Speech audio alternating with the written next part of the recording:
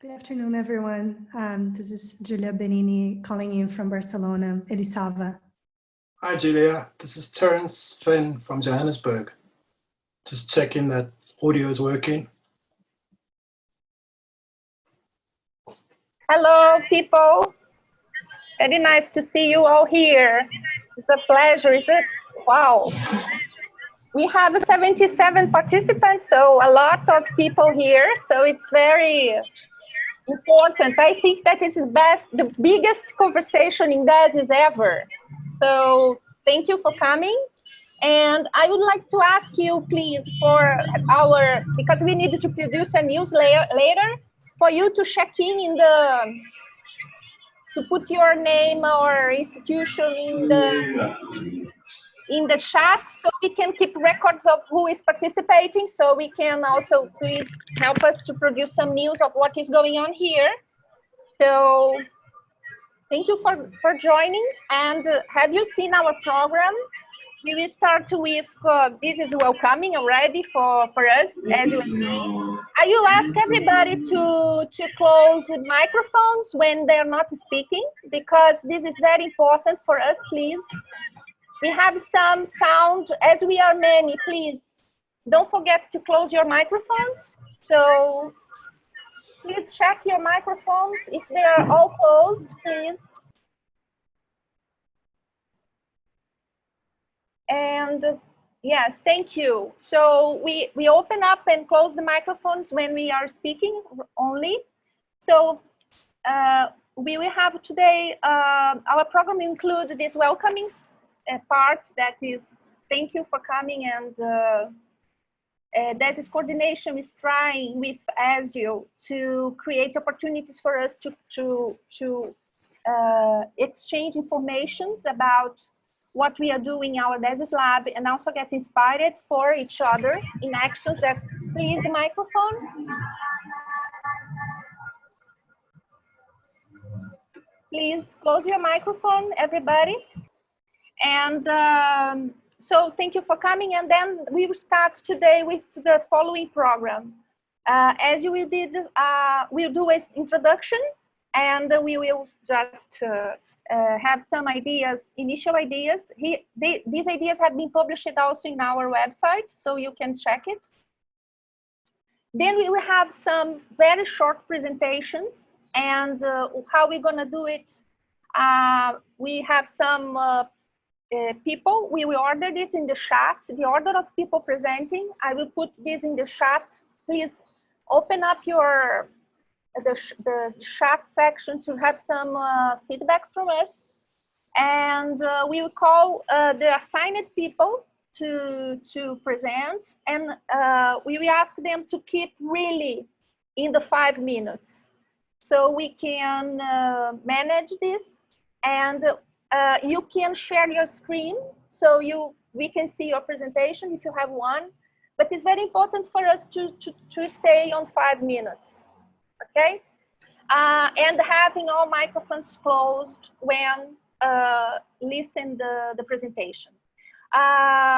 We will open up this presentation for those who have subscribed before, and then I want to highlight that we are open to receive your cases, and it's very important, not only this presentation today, but to fill a form that is a Google form, a simple Google form that allows us to collect simple Google form with the title of your project, a short description, and a link for or images that you have. So it's a very quick and short description that can allow us to create this news and intensify the knowledge exchange in the network. So we have shared the link in the newsletter, and I would like Ingrid to post again in the chat, okay, the link to the Google form, so you can send us out your projects, okay? This is very important for us also to work with you and create this conversation, okay? Thank you very much. Now I give the word to Ezio for this introduction, background notes for our conversation, then we start the presentations. Please keep mind on the chat, and I will call each one of you to prepare and speak, okay? Very nice to have you here, and as you please. Okay, thank you. I have to do something? I'm visible? Yeah. And so, good morning or good afternoon or good evening, depending where you are. And this meeting is the second meeting, as you know, because we did also something for the east part of the planet. So China, Thailand, and the East Asia. And this has been very interesting. And if we have time, I will summarize something after your presentations. And what happened is that this one today is particularly populated, as you see. We try to understand who is going to present something, and we had some exchange. So for what I know, there should be at least 12 presentations. This is why we ask you to be very short. Somebody, and also ourselves, asked, it's a meaning to do something like this, so short. And the result, for me at least, also having seen the other one, is yes, because of course, if you have such a short presentation, you cannot go really in depth, but of course, but give at least the flavor, and give an idea that something is happening. So sometimes in a few minutes, you can send a lot of information that are very important in any case. And afterward, as Carla said, we can, if you send us the information, both the link to the whole presentation, but also the short form that she said, we can amplify the signal, so we can put it on the web and try to work on it. And also somebody asked me, so what will happen afterwards? As Desis network, we are not in the condition to organize something very structured because, you know, we are a very light network.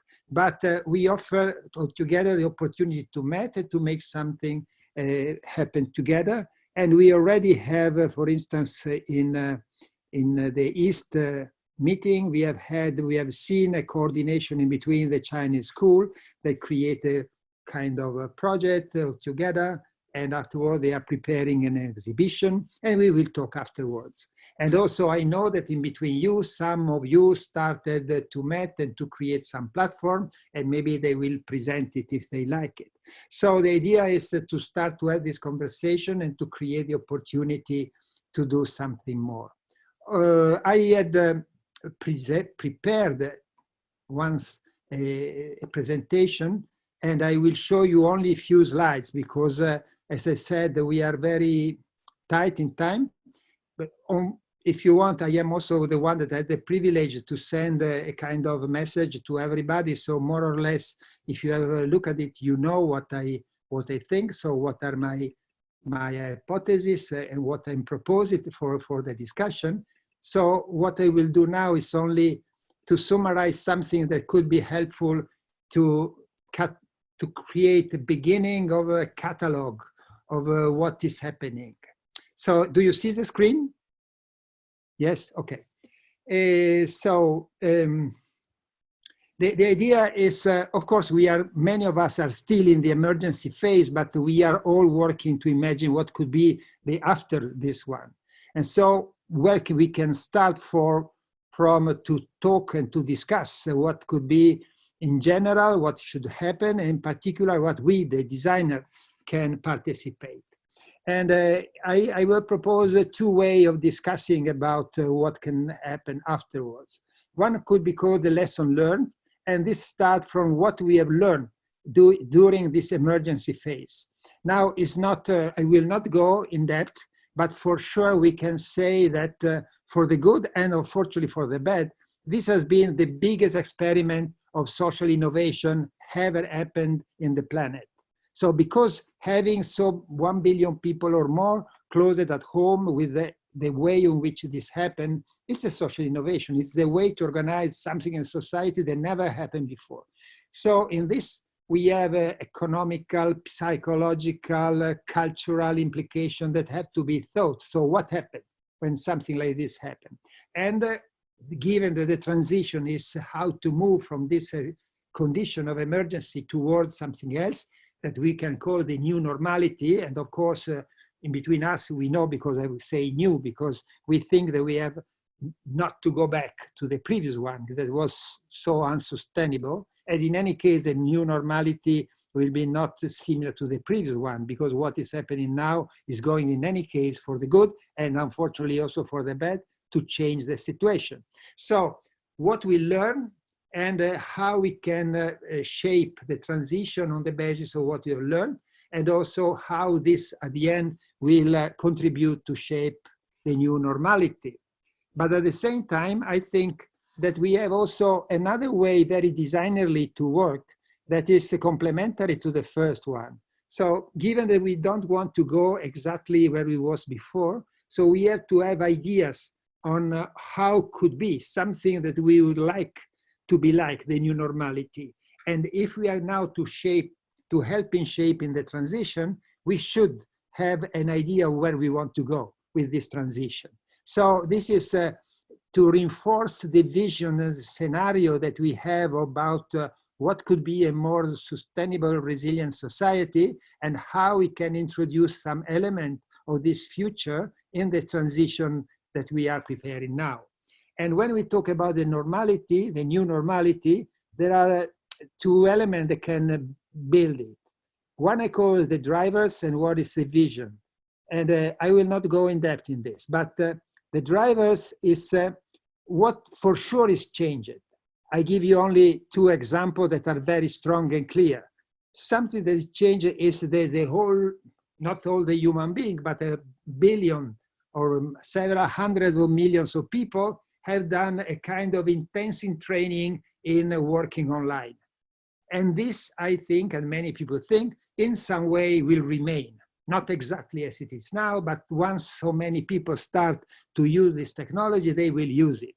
And it's up to us to see in which way this higher intensity in the use of online services, online activity, could be something useful for going in the direction towards sustainability or not.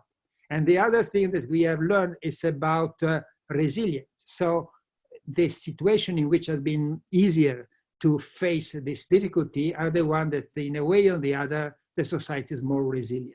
So in some way, the driver should be related to how we use this learning that we have done until now, for instance, in the online system, but I cannot go in that. I'm sure that a lot of people change their vision of nature, because we discovered that nature is a kind of autonomous entity and we cannot control it. So all the idea about controlling nature cannot exist anymore.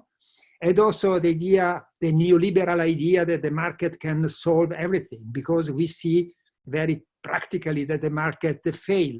And therefore there is a new discussion on one side about the role of the state and the institutions, but also, and most importantly for us, the importance of having commons, communities. So the idea that the economical model should in some way change.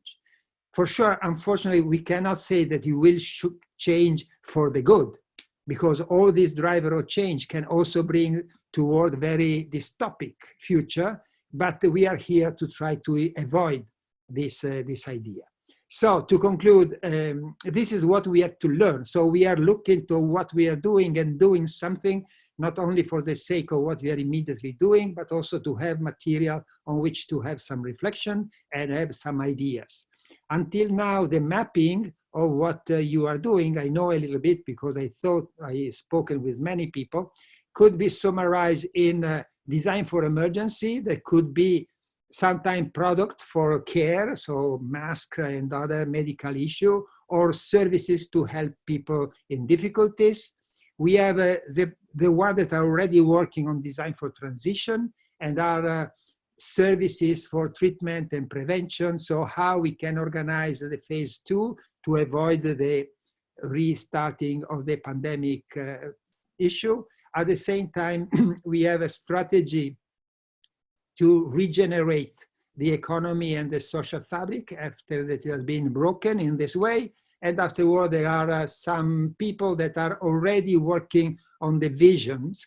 And this vision can come from reflection of what we have already done the many of us are here because we are dealing with social innovation. So we did something on social innovation that can be useful in this regenerating visions. And someone is working more on kind of speculative design, imagining vision and scenario of how things could be or how things should not be, and designing something as a food for thinking.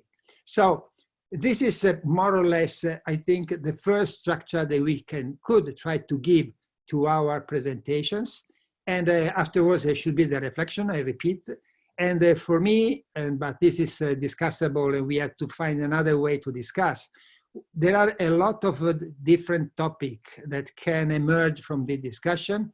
But for me, the core of the story is to go on in our idea of social innovation as a production of communities, so social fabric, regeneration, but to be very sure that this new community are linked to the place, because only being linked to the place we can face the emergency, and also in this way to become resilient, and at the same time to be capable to blend the digital and the physical dimension of relationships, and to use, in the limit of the possibility, the digital one to support the physical one, that at the end of the day is the most important to have a sustainable, resilient society. So this is the story.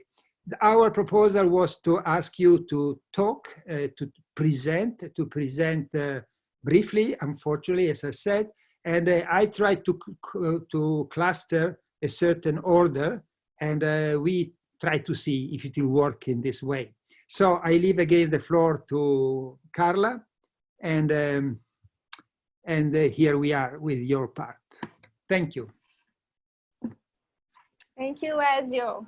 Please close your microphone, and thank you. And I'm posting in the chat the presentation. So the first one is Elisava. Those that have send us requests and dialogues to present here, and afterwards I will paste again. It can be Polini, Politecnico, Milan, and then Parsons. The first three. Please get ready in this order. Please, Elisava. Share your screen. Thank you. Thank you, you all. So happy to be here and hope you're healthy. I will share my screen to explain you where we are right now.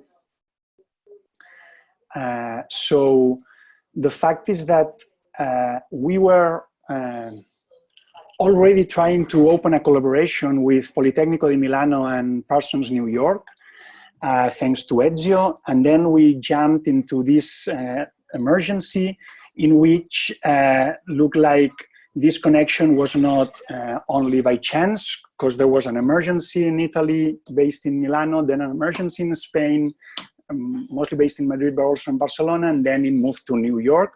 So we kept this mood, and we tried to keep on this opening platform to think on what could we do as designers in design schools from Parsons, Elisava, and Politecnico to tackle this challenge, this health emergency. So we have opened, only 2 weeks ago, we have opened this springboard for discussion, and we expect it to work in two directions. First one in sense of theoretical reflection, understanding where we are going, where we are, and all these issues. And the other one to try to find out common projects, mainly related to the 4 topics here are summarized, common projects that hopefully we can push together and with maybe private or public funding, and trying to open new threads for these possibilities. So this is really young, but we are really happy for that, and that's why later on Davide and Anna from Politecnico and other people, and Lara, Eduardo, Xavi and Barbara from Parsons will explain a little bit their projects. And we believe that this is an opportunity to face some issues that we had on the board, but maybe we didn't face so strongly as they deserved. This has been explained by Ezio, this long and these 3 steps of implication. And then we move to specifically Elisava. We're working on this project with Giulia Benini, who is here, and Ezio, that is a now distinguished professor. We're working in this Super ES Plus project that was trying to give something more to the Superblocks project that was mainly focused on mobility, and giving this social dimension mostly focused in 4 main threads or topics that were services with a special focus on care. And here we have Lech that joined us, that is part of this project. Then we have space with a special focus on common spaces, those spaces that are between the private and the public. Then production with an interest on distributed manufacturing, and finally culture. And we have Daria De Seta also joining us today, leading this thread. So we had this area of the Superblocks in which we want to push the social commitment of this project, this 20 years old project, and we wanted to push it in these 4 directions. And here we are. So the current situation is only helping us to push harder and to have a higher level of reflection, but also a higher level of action. Here are some of the examples that we were already working on. So we had open democracy platforms led by the municipality. This is a project constantly in contact with stakeholders, both institutions, government, stakeholders, companies, and so on. Still at the first page. I don't know if it is for just. You are still in the first page? The slide seems to be still at the first page. Is it just me? No, yeah, I was going to say that too. Oh, and now? Yeah, now we see it. Okay, great. So just as a summary, this was the first, this was the second, and so on.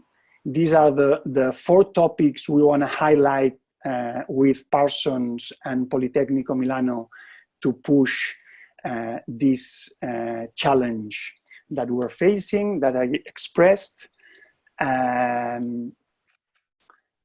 Then I moved to Super ES Plus that we're working on, mainly in these 4 threads that I already explained a little bit.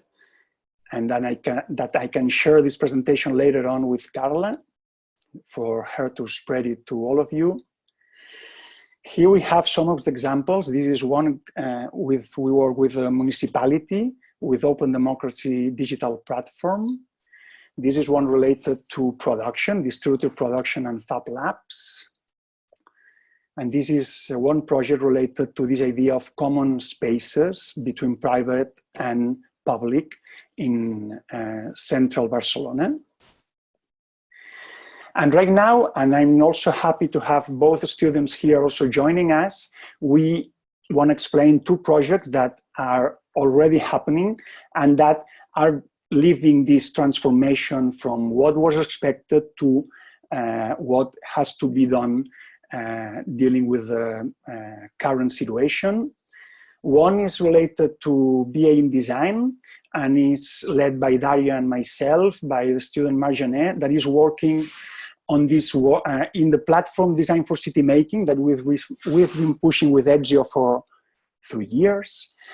Exploring the limits in urban space, and it was based in the idea of Super IA and all these connections and interactions between different collectives. And right now, the student has a nice opportunity to really question which are the limits of urban space and which are the interactions that may happen in our city right now. And the second one, really short, it's by Rudy Patak. It's a part of the Master in Design for Emerging Futures that we developed both with Institut d'Arquitectura Avançada in Catalonia. And he's working with a device related to digital fabrication that could allow people to have health control easily and cheaply to upgrade the level of healthcare in certain communities. So that's all. Sorry for the problem with the slides, and thank you very much.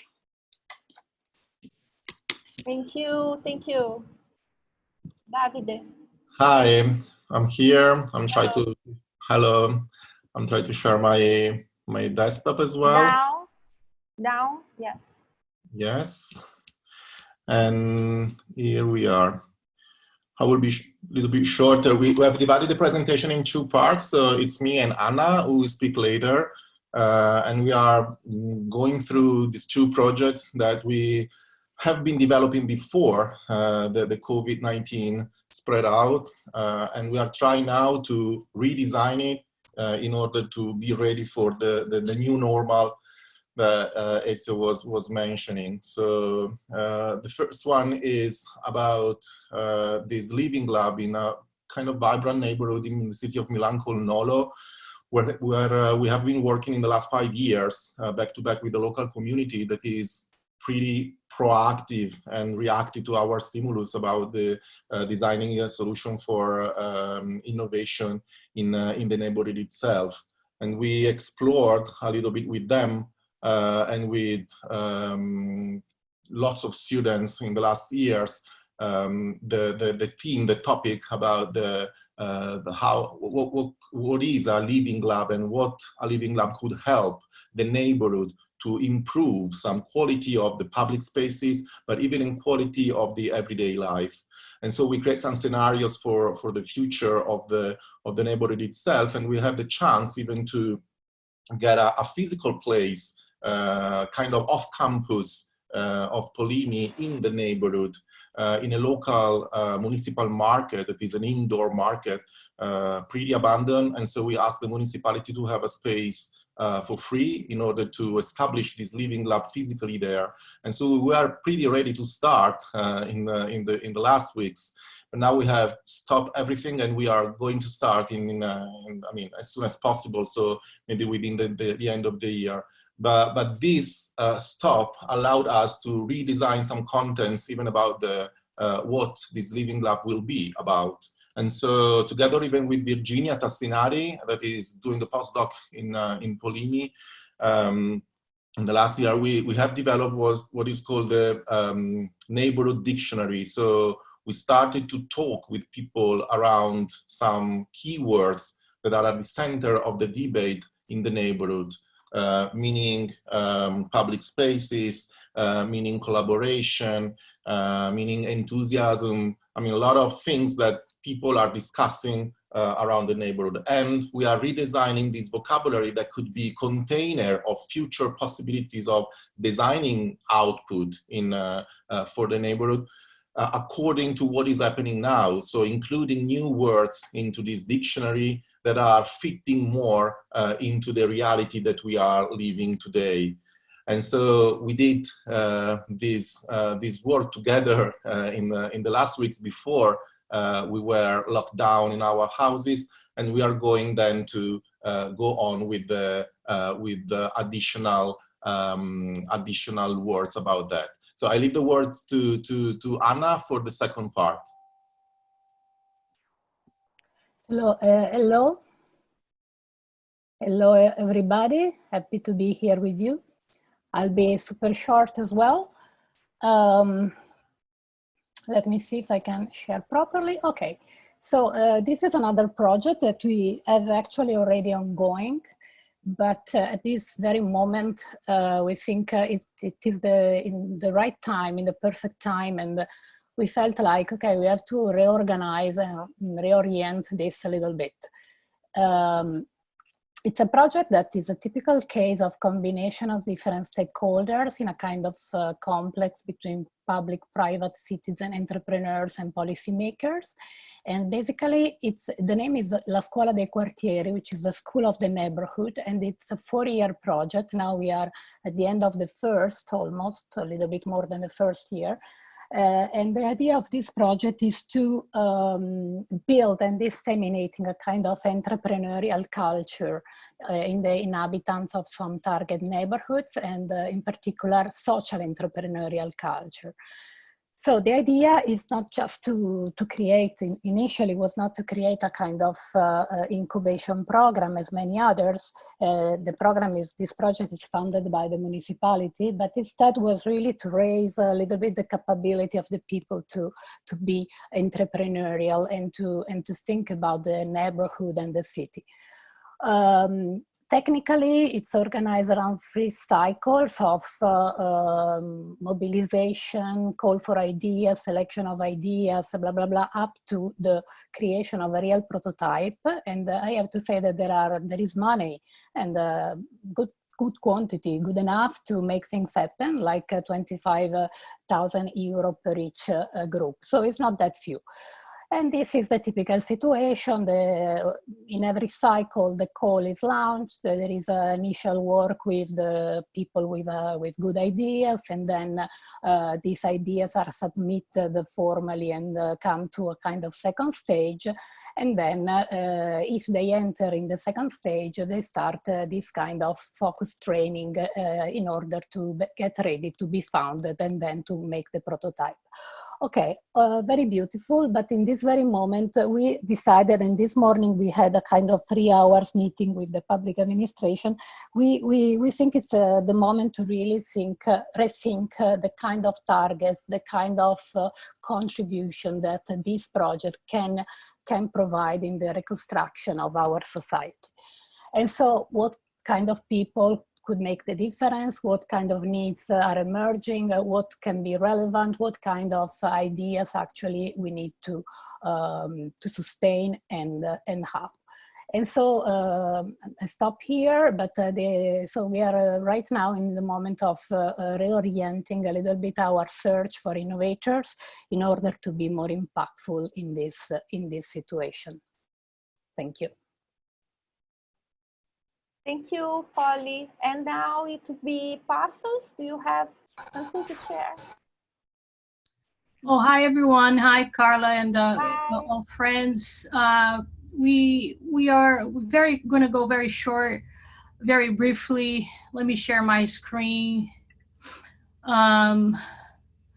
We have been working in a project with the public libraries in Brooklyn for the past 1.5 years. And we are in the middle of this project. We got a new grant, and now we are all the libraries are closed.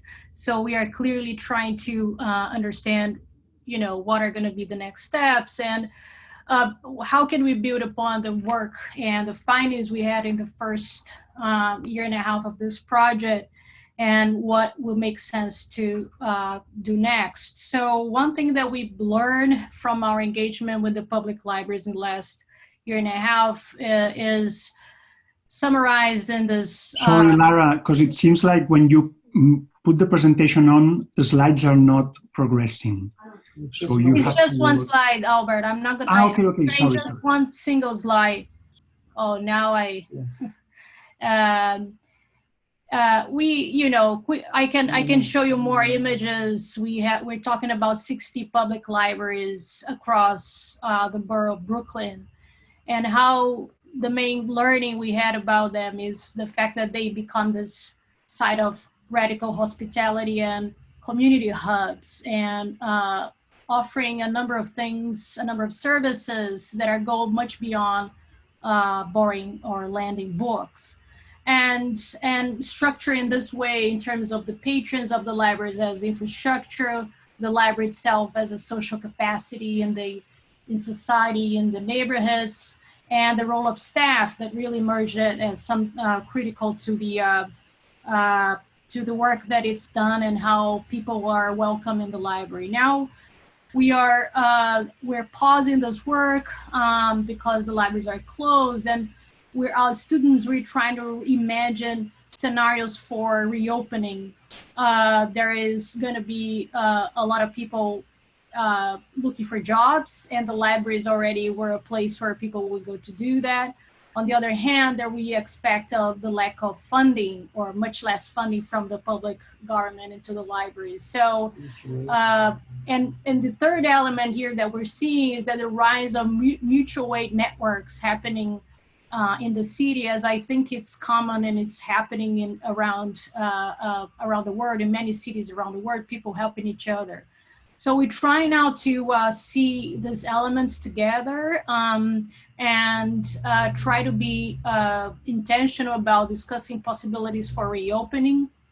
And we have more questions than answers, I guess, at this point. I don't know if anybody want to add, but the idea that I think we wanted to hold to is the idea of the library as a place for care, a sort of a hub where care in the city or mutual aid can happen for the community, for sharing, for labor-related issues, for community bonding as well. So this is where we're at, and how can this be you know, a new kind of infrastructure connecting the different branches, the different locations in the city, responding to very local issues. Brooklyn is quite a diverse neighborhood. You know, locations of the library will have very different profiles, responding to the needs of very different kinds of demographics and the communities they serve. So I'll leave here, and I'll send back to the organizers. Thank you. Thank you, Lara. Then I have posted the next ones that is, okay, Design Matters. They are there, they are ready? Okay, thank you. Yes, hello. I will ask, just a second, I will ask you people to, Ingrid will post, Ingrid is helping me, she will post a link now, and for you to upload your presentations, so we can afterwards share this in organized way to everybody. This, please, to complement this, we need the form, so please, Jennifer. Is Great, Jennifer? thank you. Oh, okay. Yeah. Hi, I'm Jennifer May with Design Matters at the Art Center College of Design. We're in Pasadena, California. So I don't have quite a presentation. I have more of a PDF of what we've been sharing with students. So I'm just going to talk a little bit about the 5 summer studios that Design Matters will be doing that are in response to the challenges that COVID-19 has thrown a spotlight on. So about a week after things closed down here in Los Angeles, we had a group of Design Matters minor students reach out to us with a list of topics that they were really interested in exploring through studios or workshops over the summer. And so a lot of credit for all of this goes to our amazing students who have really kind of pulled together and started throwing all of their creative energies behind this response. So we worked with faculty and chairs to come up with 5 studios for the summer that we'll be offering. We typically offer 2, so this is a pretty big jump for us. And they're all fully enrolled with huge wait lists, so that's really great to see. So what was really important for all these is that we don't just frame them as COVID-19 challenges, but we frame them as challenges that were previously existing and now have had a spotlight thrown on them and are exacerbated by COVID-19, and challenges that will continue after this situation abates. So with environmental design, we'll be looking at social isolation, strong apart, resilient, and connected, and how to design spaces for health and well-being for people experiencing isolation, again, because of COVID or because of other situations.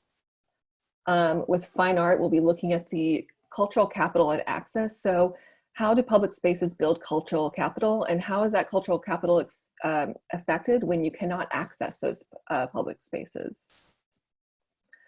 With our interaction design, we'll be looking at how you connect play and learning in an online world. So with this new kind of remote education, especially for young children, of which I am the mother of one, how do we really honor that connection between play and learning through remote tools and education, and how do we make sure those tools are accessible to all? And then with our advertising department, we'll be looking at media with meaning, COVID-19 communications. We'll be using the UN's call as kind of a framework for that really quick studio.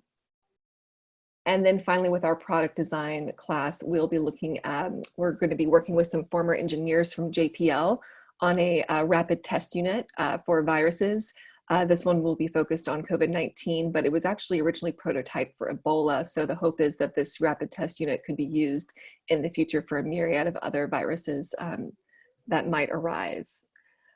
So those are the 5 studios we're offering this summer with Design Matters. That's it. Thank you, Jennifer. And please, Aveiro, there is someone, Teresa? No? Please, Luis, you're next. Luis St. Pierre, are you ready? I'm ready. Hello, everybody. It's so nice to see all these faces and names that I know. It's been a long time since I've seen you all. It's great to be here. Okay, so I'm just going to share my screen right here. And that isn't what I wanted to show you. Just a moment. Here we go. So it's just one slide.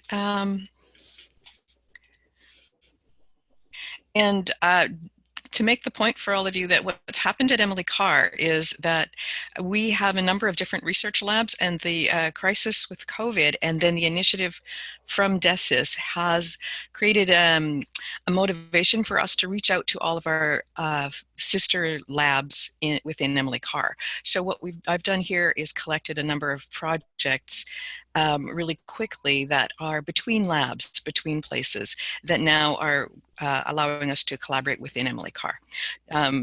So project number 1 is a graduate research project that's coming out of the COVID crisis and looking at community with an attention to the hands as a point of connection and how we signal with our hands and how we connect to people physically and tangibly, and what is this shift in the way that we can connect with our hands. How is that going to change, and how can we insert ourselves into this change early enough to create good relationships in in public and social spaces. The second one, long-term care radio, is coming from our health design lab at Emily Carr, and they have been working with senior centers for quite a while. And obviously, this is a huge problem now in the time of COVID. How do we connect to people who are in these care homes? And so the proposal is for long-term care radio that will give radio connection between the homes and between the families, and also more publicly as well, so that people can share their history and their experiences with pandemics and with surviving in the time of crisis. There is a lot of wisdom in these homes. The third one is particularly exciting because it is a pre-existing collaboration between the Shumka Center, which supports entrepreneurship from Emily Carr students. And they have set up a fellowship inviting proposals from our Desis related projects at Emily Carr from our Desis lab. So in collaboration with the Center for Entrepreneurship and the Desis lab, we now have this residency set up where we're going to be supporting a number of student-led projects. They can be groups or individuals to take their social innovation projects outside of campus to create a new set of networks involving others with these projects. So it's a really wonderful initiative, and we got the prompts from the Desis network just in time to let everybody know that please, consider the COVID crisis in your applications. And of course, about 1/3 of these applications are looking at shifting their attention to the very contemporary concerns around COVID. One of them in particular looks at building community and where conversations can happen around race and social inequity, politics of space, and they're now looking at how they can do this in a hybrid physical and digital space. So that's where we're at right now at Emily Carr. Thank you. Thank you, Louise. And now is NID. Amresh, are you ready?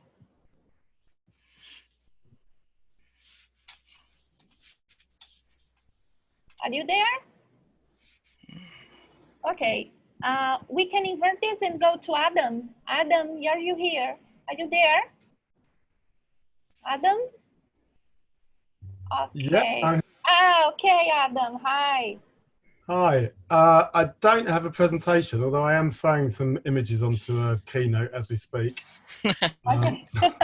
So I will. I can do a bit of a screen share, so you don't have to look at me for at least. 1 second. Yeah.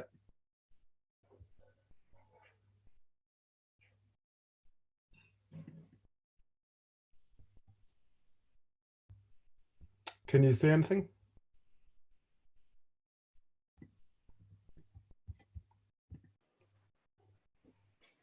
Is there anything being shared? No. Yes. Yes. Okay.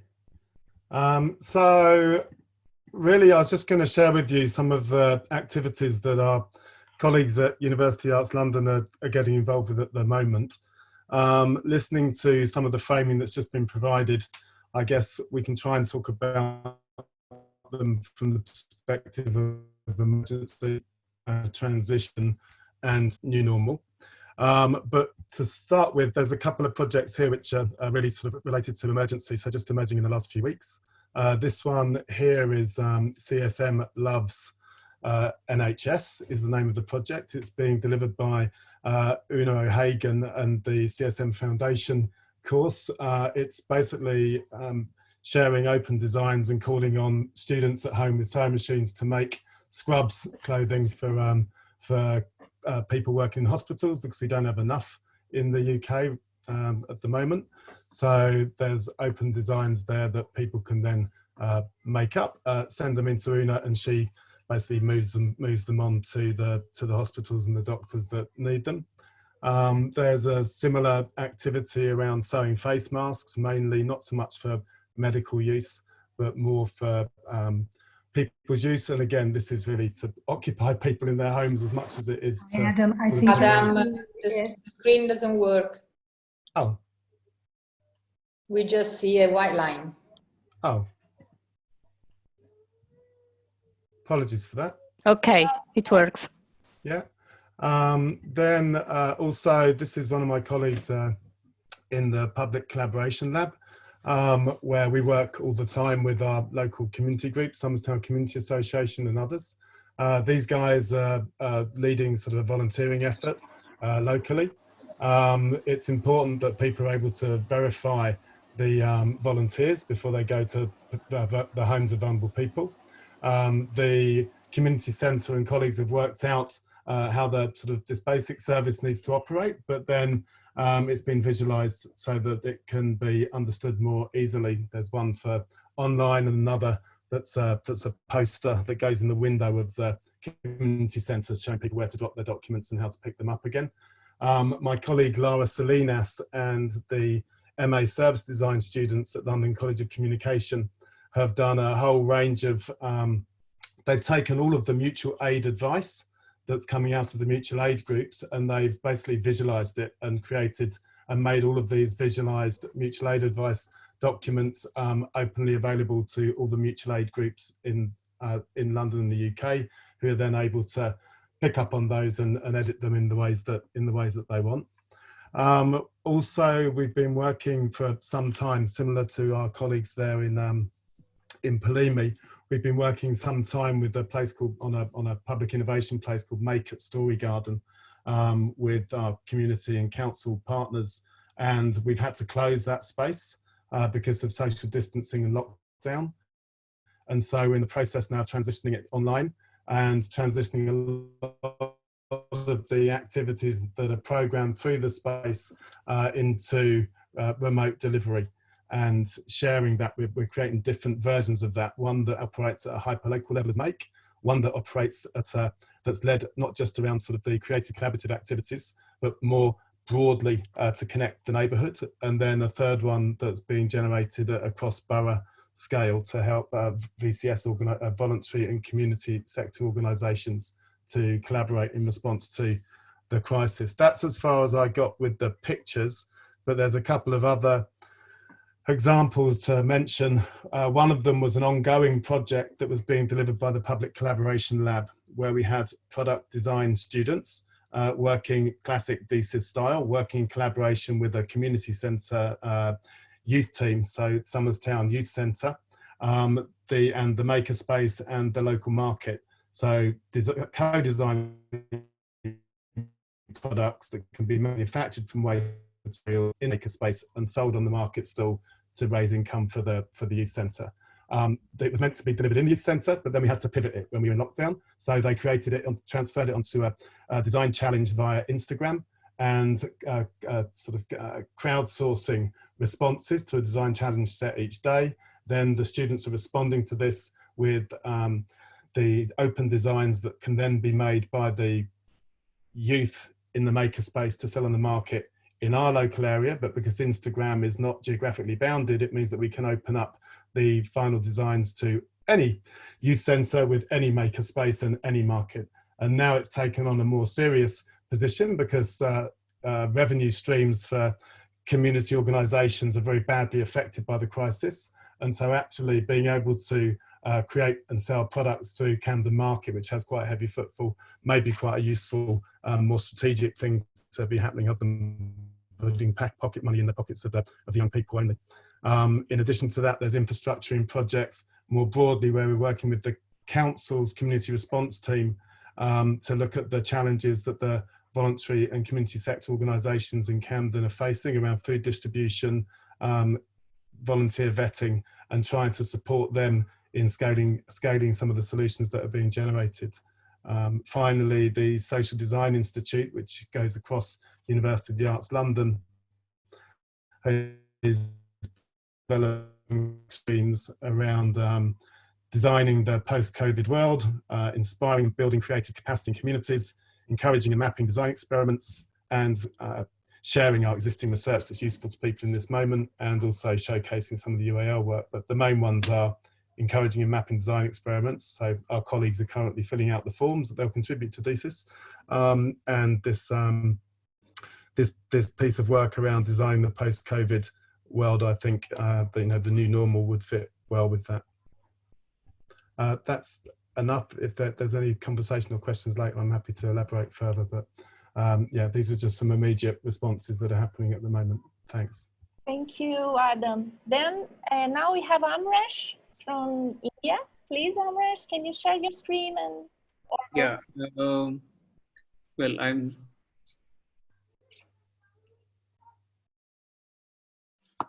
yeah, can you see my screen now?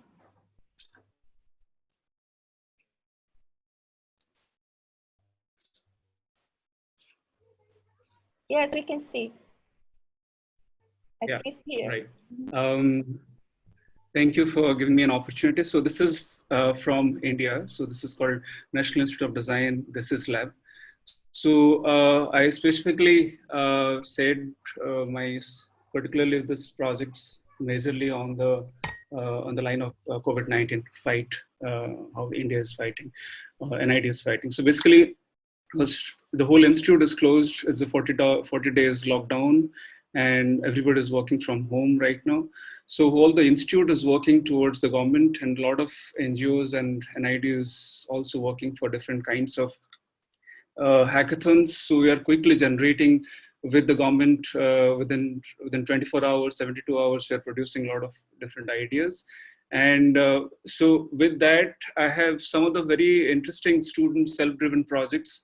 I'd like to show that how people are working in their home and then producing very solutions, which is very based on very simple low-cost material. So this is one of the material which is made of bamboo, and combination with plastic sheets, which can be produced, and then 100 of the students have already said with the frontliners.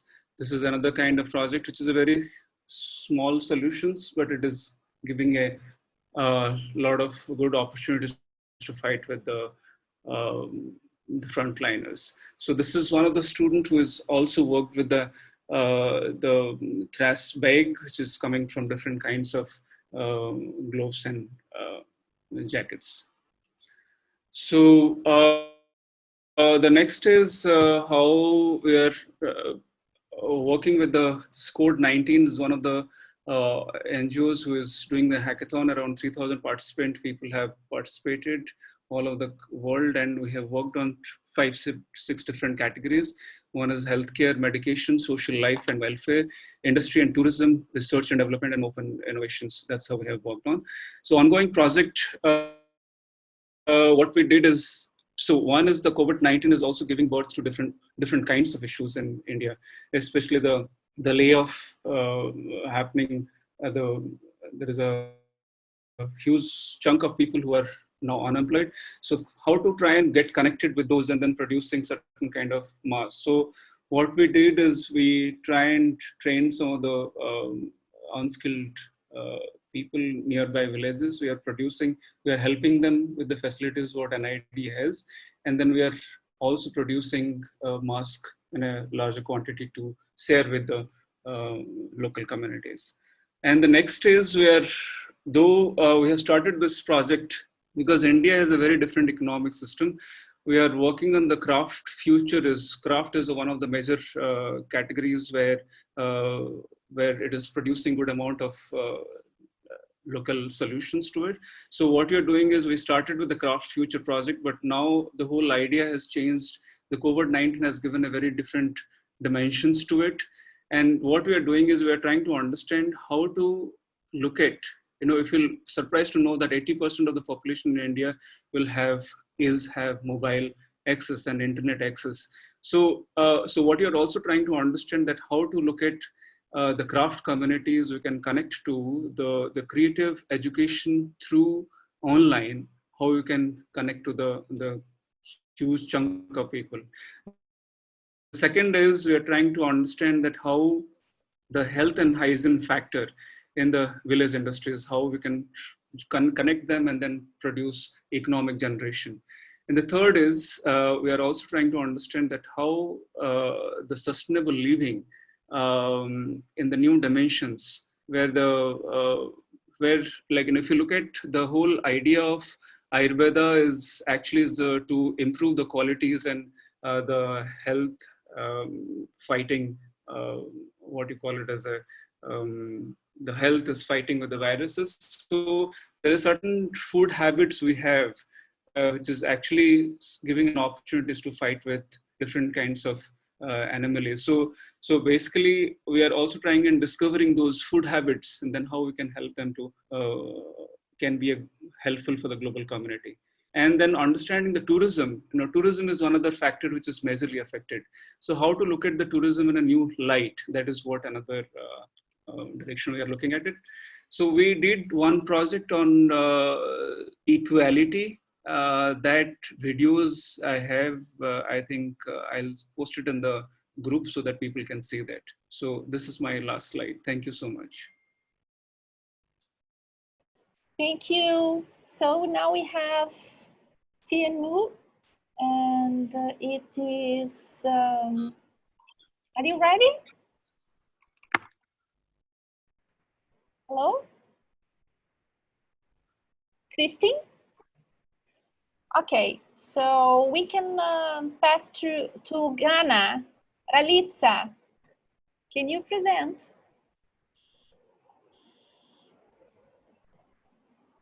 Hello?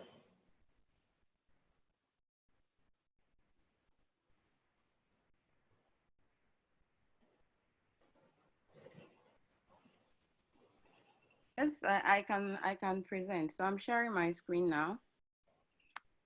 Okay. Thank you, Halitza.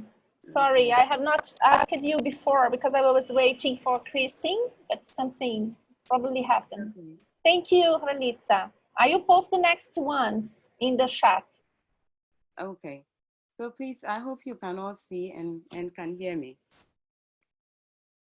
All right, so I would move very quickly, and I'm joining you from Ghana, and our project, we titled it Sankofa, which meant that it's an African proverb that encourages us to look within and look at what we have, the little that we have left to be more resilient in difficult times. So we called our call to action as Sankofa.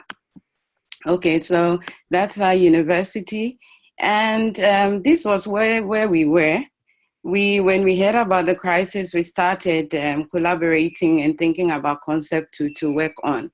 And so one of the things we started doing, we decided to make masks, and as a way of supporting frontline workers. So we brought together people from community and also the textiles department within our university to start working on little health products that can help our frontline workers. At that time, we had not gone into lockdown yet. So before we knew it, it was time for us to go to lockdown. So then the call had to change.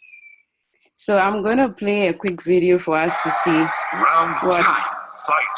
When the system changes, you change yourself. It's been a couple of days we've been in the room. It was COVID-19. The good news. As a filmmaker, this is the time to create. This is the time to bring in new ideas. In the world, stay creative. Okay, so that was how we sort of sent out our call so that when we went into lockdown and we were all at home and all online, we can start working from home. So most of the activities we were doing from face to face, we then moved it home. And then we decided to create another group. I was actually working on an online space where students and other youths within Ghana can come up with creative ideas in response to the challenge. So hearing their voices and what creative ideas they could bring. But I might say that we were working on all of this with partners within Ghana and other design studios to come up with some ideas within that space. So it's actually ongoing right now. And then in the coming days, we'll see some concepts coming up from that. And so some of the topics that they were looking at are some of the strategies they can be very resilient in this space, and how are they looking at the ideas in response to all these key pillars across Ghana. And also we sort of open it up to other people also in Africa to also share their ideas within that space.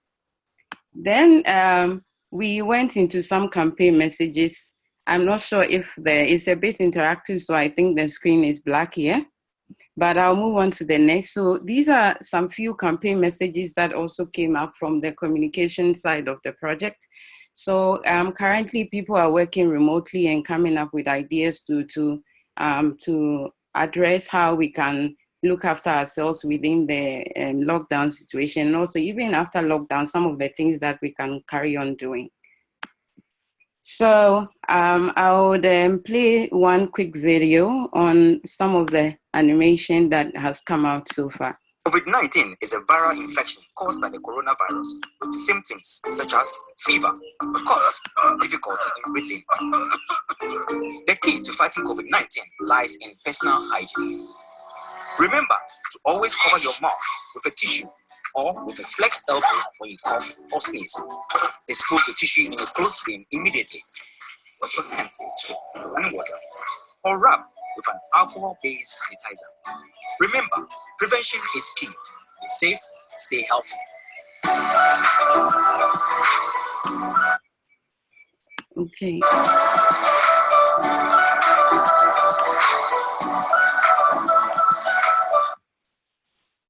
Okay, so basically these are some of the few projects going on. We are still very much our second week in the lockdown, and so we are working quite remotely. So I would stop here, and if we have some questions, we can post it in the text chat area, or you can also email me, and we would keep sharing what is going on from our side in Ghana. Thank you very much. Thank you. Thank you. So now we have the next ones. Thank you. Aston University, they are there. Paulo.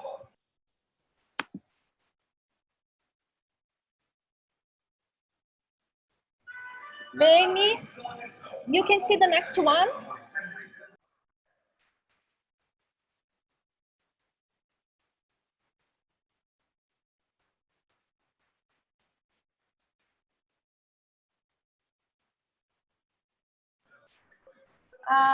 Yes, Benny Leon, are you presenting or you can share your experiences.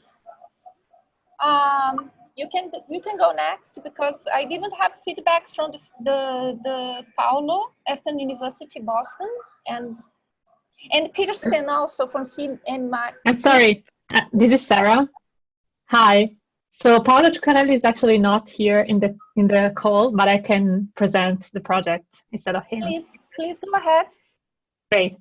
So I would like to share my screen, and I'm going to share just the website, which is what we have been working on. So Northeastern University at the Center for Design, we have started this project that is called Design for Emergency. Just a second, and I'm going to share my screen. Can you see it? Yes. You have more slides? Okay. Yeah, it's a web page. So Design for Emergency is an initiative that we have started on March 15th. And it consists in an open design platform that we have created in order to allow designers to share ideas on how to face this emergency together. And the first step was to spread a survey in Italy, because that was the place where the emergency was spreading fast in that moment. So we spread a survey, and we asked people to give us more information about what they were feeling, what the main problems connected to confinement were, and their emotions, and so on.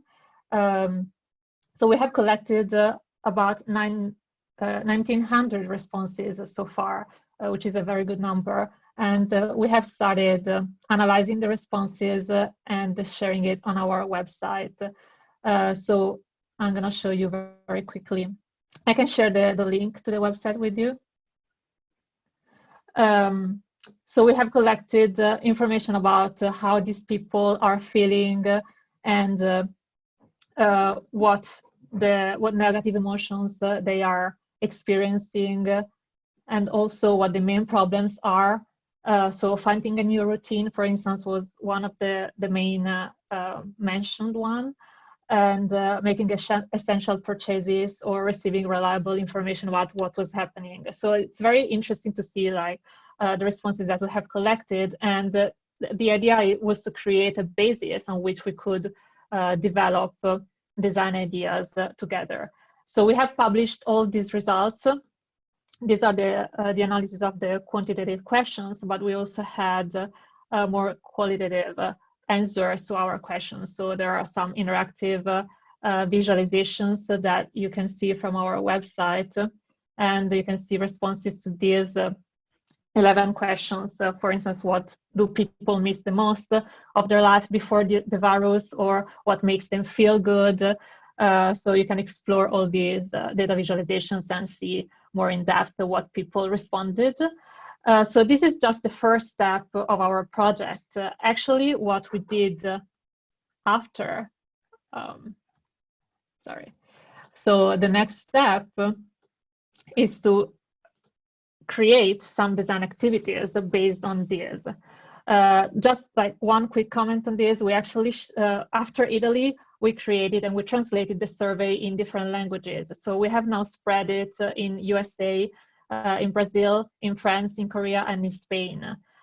So we are trying to collect information also from people living in these different countries. And of course, if you are interested in this, if you can help us spread that, the survey, that would be great, because we are trying to collect as many responses as possible on this.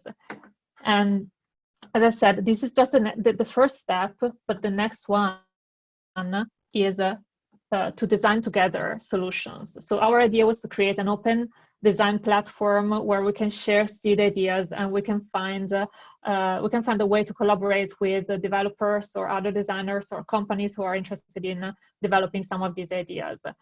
So we have launched the first Open Design Challenge in order to ask designers to design something based on the information that we have collected and the problems that have been highlighted by people.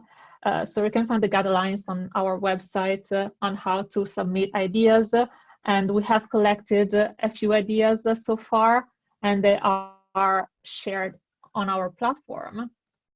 But the goal is to keep on, of course, collecting ideas and sharing them collectively. So we are basically operating on 4 different steps right now. We are collecting data through the survey in these different countries, and we are totally open to include other countries as well. That would be really great. We are analyzing the results. We are designing, and the next step would be also to try to develop some of these ideas into concrete solutions that can really help people who are both facing this emergency right now by being isolated at home, but also for the next phase of our of what's going to happen after. So as we said, the transition phase and the new normal phase. So the idea is to create this collective platform in order to share ideas on how to face these different phases of the project, of this emergency. So thank you very much. Thank you, Sarah, for sharing. And then we have Benny. Benny, are you ready? Yes, thanks. Thank you. My name is Benny Leong from the School of Design Polytechnic University, Hong Kong Polytechnic University. Now I'll try to play the slide, but first I need to share the screen, right? Yes, please. Can you see it? Yes. Can you see the screen? Yes, yes. Okay. Well, I actually I'm not going to really start to talk about the COVID-19 because I just want to show you a series of project, which is an evolution of a project which started from dealing with the social issue in Hong Kong, and then how it evolved recently to become, a project to do with the COVID-19. Now, it all started with the in the 2016, a project that we worked with a local NGO and hospital, but particularly with their addiction prevention and treatment center. The reason is actually in Asia, and particularly in Hong Kong, China. I think in Hong Kong at the moment, and there's a big problem of the technology addiction of the younger generation. So this NGO is looking for the help, from the university, whereby the lab, our lab, the Asian Lifestyle Design Lab and the Interaction Design Lab, we collaborate together with the Industrial Center of the PolyU and work together to develop some means of, enable the facilitating the family, rebuilding the relationship. So I think it's very important to take note that Asia, China, particularly we're talking about, we have a very heavy family-centric, culture and as a kind of family-centric society. So the phase 1 project, of course, is really focusing on the family, and then it's a pilot that we actually recruit, 12 family, and then in the end, we use qualitative method, the probes and, interviews, and also make use of founded on the family functioning theory and then the gamification. And here's a table that I just want to show you. Finally we have 10, but then of course there's some of them drop out. I think it's something worth to take note is the space, in Hong Kong. Some of them, really only have 35 square meters space.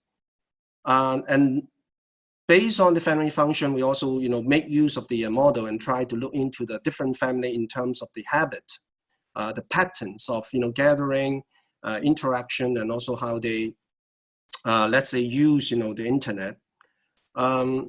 And then we start to, after the research, we start to also evolve and design some technological means, to enhance and try to make enhance the interaction. So you see here, we actually make an animal-alike platform, which is a kind of side table, a lamp with a lamp, where they're in the display, their phone charging, and then the game books.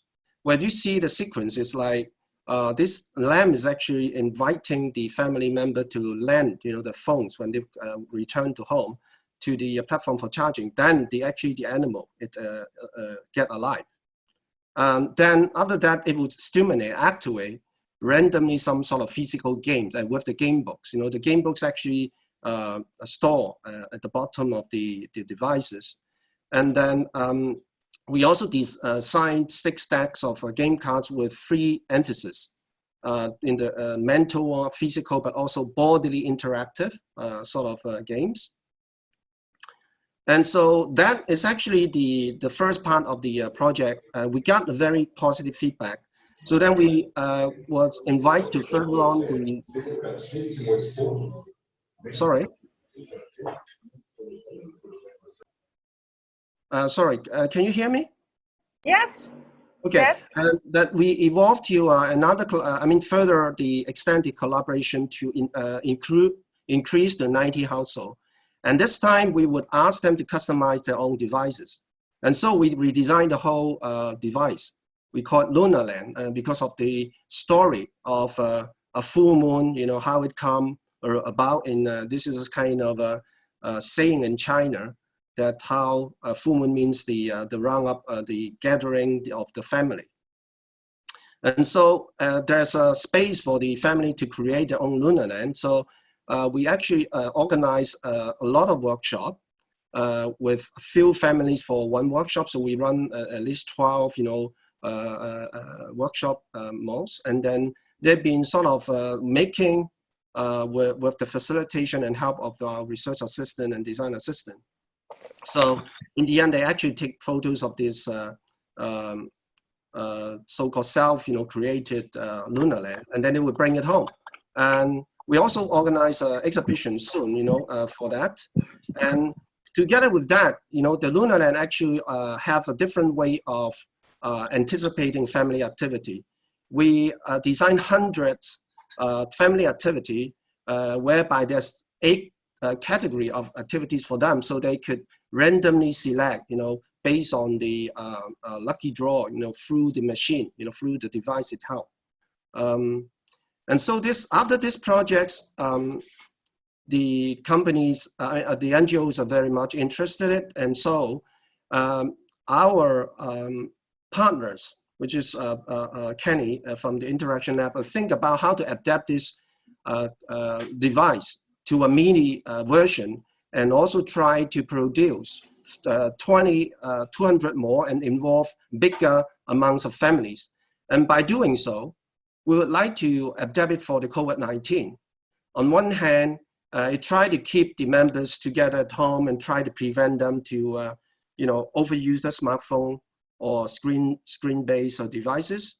And then on the other hand, to try to make use of the device to enable them not only within the family for interaction, but also to the family around, which is through virtual online connection. So there's a social facilitation, social comparison, social learning kind of activities. And all in all, it tried to enable the family stay home, having fun, but also building up the kind of a community extend beyond their own family. So this is basically the kind of project that we are working at the moment. So thank you. Thank you. Thank you. Please don't forget to upload your presentations or part of this. You are warmly invited, and to fill our forms to report your initiatives. Ingrid has just pasted again the links there in the chat. Please copy and paste. There is one in Google and other in SurveyMonkey, so you can choose the best platform for you. So I would like to invite Francesco Mastarella, that will verbally present something about ongoing work. Please, Francesco. Hi. Yeah, hi, can you hear me? Please, Benny, could you switch off your door? Yes, thank you. Hi. Francesco. Yeah, does it work? Can you hear me? And okay, yeah. I haven't really prepared the presentation, but I can share the screen of a work in progress. So I am a researcher at Center for Sustainable Fashion, which is part of UAL. And some time ago, Ezio and Carla launched the 3 thematic areas of Desis at the, actually it was a Serve Desk conference in 2018. And Ezio has already launched the first book on design for social innovation in cities. Carla is about to launch the book about design for social innovation in services. And then me and Spiros, who is also here in the call, I think, we have edited the book Design for Social Innovation and Entrepreneurship, which is related to the third thematic area of Desis. When Carla, as part of her role of international coordinator of Desis, she collected a map of projects around the world, around the Desis Labs in the world. And me and Spiros have analyzed them through the lens of social innovation and entrepreneurship.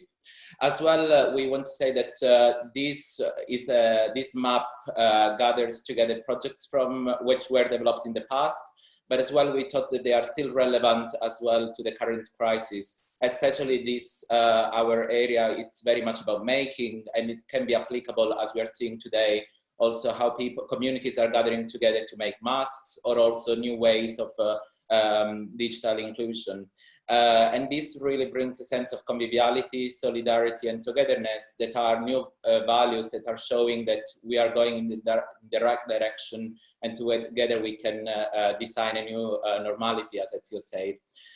So within this thematic area 3, we've identified 3 sub-areas that are design for distributed production and circular economy, design for a new craftsmanship, and design for social inclusion and empowerment. And as you can see, this is, yes, a draft, and at the moment the graphic designers are producing the book. You may also, as authors, will be invited to check the text as well, so keep an eye on it. As well, you can see there are some projects that are clustered in these different areas and some open questions that we pose. So basically, this is based on the scenario of distributed production and circular economy as a form of sustainable production and consumption. Then there are other projects that relate to new craftsmanship, not only the quality of crafts and the heritage and the pleasure of making things by hand, but also the democratized access to digital fabrication technologies. And then the third is about empowerment of people and vulnerable groups, and developing together not only social innovations, but social entrepreneurial models. So the idea initially was to launch the third book at the Cumulus conference in Rome, but of course this has been postponed now. So we will find a way to launch the book online. So as well, Carla will be in touch with you. But as well, this is not related to, is not a direct response to the COVID-19, but actually the fact that we are working from home and things are slowing down, it provided me with time to actually finish this work that was started 2 years ago, and revisiting and reflecting on how this could be still applicable to the current crisis. So thanks for giving me the opportunity to share this, and stay tuned, there will be more coming up soon. Thank you, Francesco. Thank you. Okay, you can stop to share your screen, okay? So I take the opportunity that was Francesco mentioned, my collaboration with him, and I present some projects from our lab here in Rio.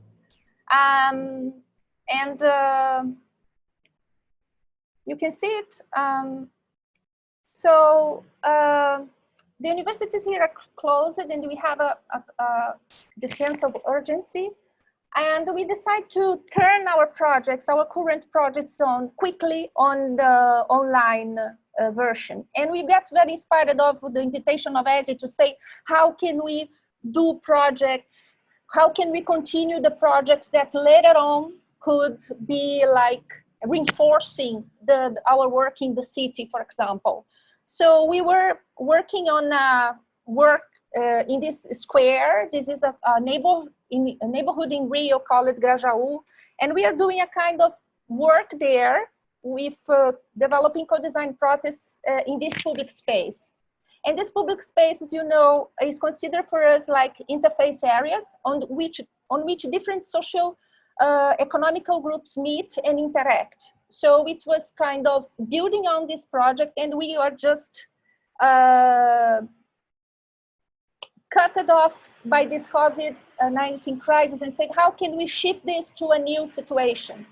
And then, you know, we are facing now we put together, we have these interface areas that are the squares in the neighborhood, but we are facing also economic challenges because there are a lot of small shops, informal economy that are like, we have like the lady that provides us food was trying to go digital, and a lot of people struggling to survive in the neighborhood. And we have the issue of social distancing. So we were thinking on how to work on this situation and keeping the projects going and being present to the community there, because we used to be there in the weekends, we used to be there with them, and then we start to think what we can do to stay with there, so and collaborate. So we start to think on how could we go online, and this is a very initial project. So the idea is for now to create a kind of map, so online map on which we can map the local producers, volunteers, different categories. And we're gonna talk, and we are starting conversation with a local partner that is trying to introduce a local currency there. So we are trying to work on this geolocalization and the local currency to understand how can we start to develop something that can work and keep this project alive. And also meaningful, and how can we meaningful to this? We have students that live there. I live there. So this is a kind of work very important for us also at a personal level. We are trying to use very easy tools, Google Forms for them to put the information, Google Maps too. So this is sense of urgency that say, let's go and using whatever we have to start to move on the project. The second one, we call it hyperlocal, because it's being very diffuse, in this idea that we can, in condominiums, in the street, to start people to collaborate and volunteer. So it's more the neighborhood, is the condominium, how can we share information? And some condominiums don't have, I don't know, in your cities, any kind of interpersonal relations, a high level of individualism. How can we start to, and create maybe afterwards a new normal? So people started to know each other. So it's a very simple thing, like, and it seems simple, but how can we make these posts and use Google Forms, because it needs to be contactless, right? So it's being really seems simple, but how can we do that? So very simple solutions that the students can do. And it's also important because sometimes our students say, oh, what can I do? Or so it's very important also to keep the network of students very motivated and alive. The third one is we realized that some Facebook groups in the neighborhoods were very down, like, and someone offered themselves to be volunteer, and people say, I don't trust you. So this urban scenario of mistrust and individualism was appearing in the Facebook groups. So we started to collect projects and ideas that could inspire citizens for action. We started to make this communication effort to post this in Facebook groups in the neighborhood and other Facebook groups to inspire people for action. This is a very small initiative also, very quickly response to make things moving. And of course, as you know, everybody's 3D printing, so we are also on that, put your printers and printing things. We moved the project, we did a project to diffuse 3D printing skills in schools and the neighborhoods. So giving this opportunity for people to know these technologies and deal with these technologies. And we moved this to COVID-19 crisis also to collaborate with that. This is one of our students. So thank you. I would like to move to, I need to stop. Sorry, guys. We can move to the next presentation. Sorry, okay, it's here. I would like to invite Nicola. Nicola, are you here? We have some mention that you will have something to, I will post the next 4, and then we can open up for people present here if we can have some more time, but I will finish the ones that have assigned first. Nicole, are you there? Nicola Morelli? Yes. Nicola? No. So, Sabrina? Sabrina? Can you see in the chat? Terence? Terence, are you there? And Dana? Okay. Okay, Nicola, you are, yes, I see you, but yeah, I cannot see you.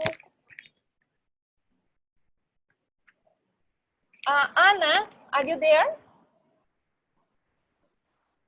Oh, no.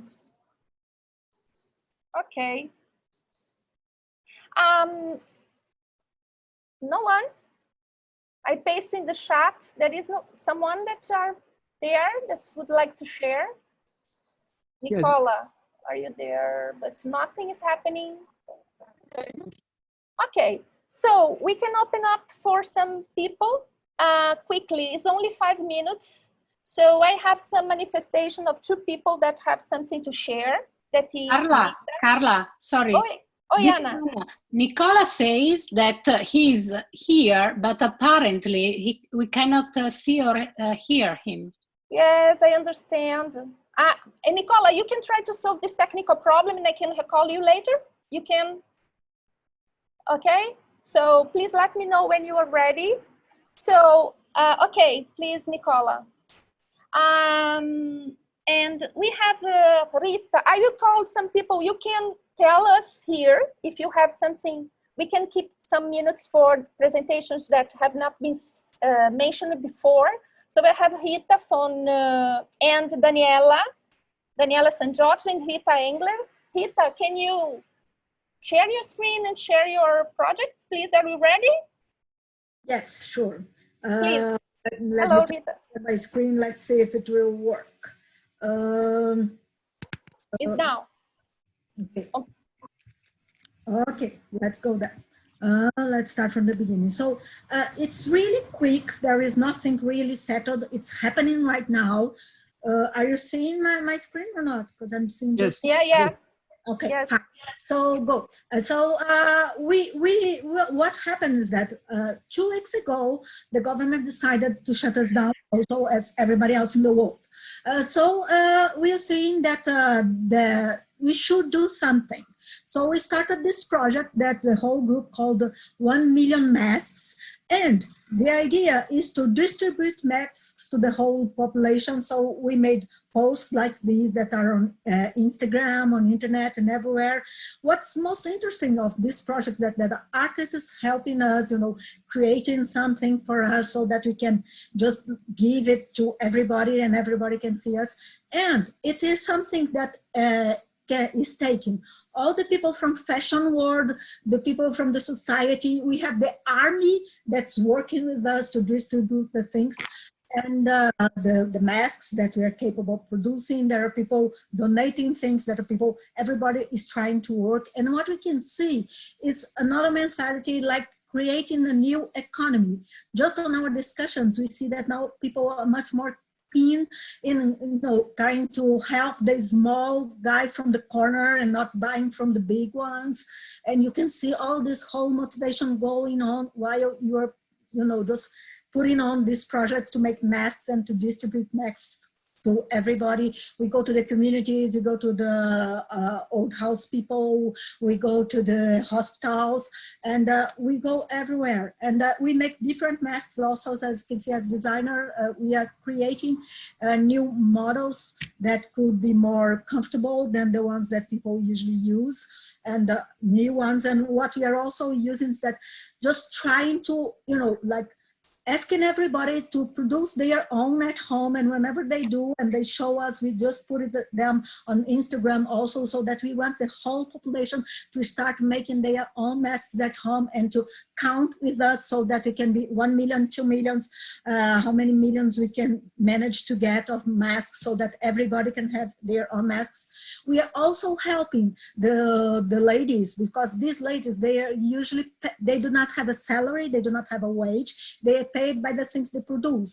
And as the fashion is completely closed, nobody is producing anything, they had no work at all, and so they had no money, and some of them were already hungry. So we are giving them a job that's to, you know, like to close these masks for us, and with the money we have from the donations, we are paying these ladies so that they can keep going on while this shutdown lasts.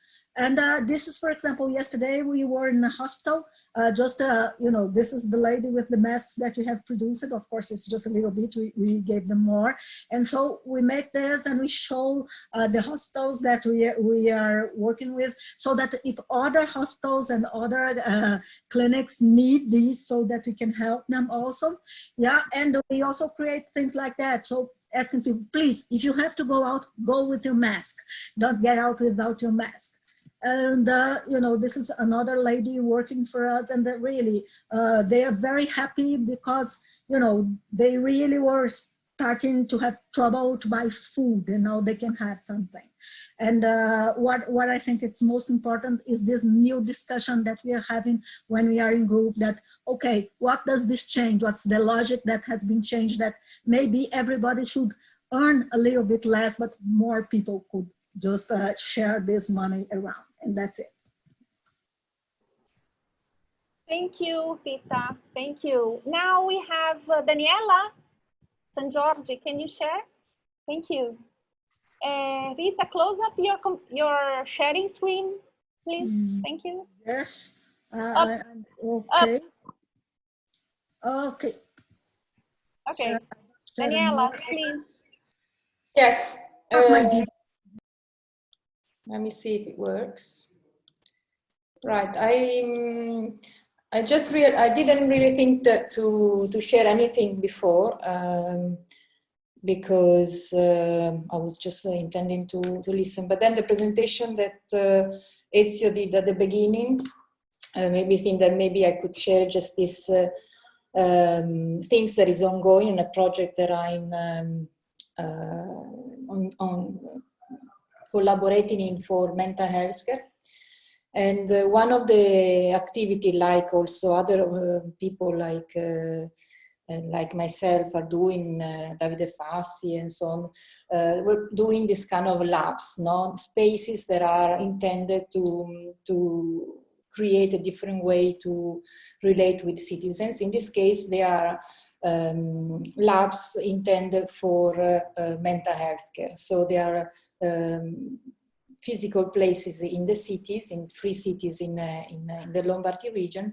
They should have created a principle of reorganization of mental health care services in the community. So to transfer activities outside traditional services to become places for recovery from different activities. So we did, I'm sorry, but as I didn't think to present this alone in Italian, because I have a meeting tomorrow to present this idea. And the process has gone through different workshops to arrive to the idea of different kind of scenarios for the free collabs in the territory. Every labs have different kind of activities. And in one of these, we arrived till the design, for example, of the layouts, the spaces, and we were starting to further this development. But then, of course, as everyone else, we had to stop thinking and this process, also for bureaucracy reasons, but also now physically because of this situation.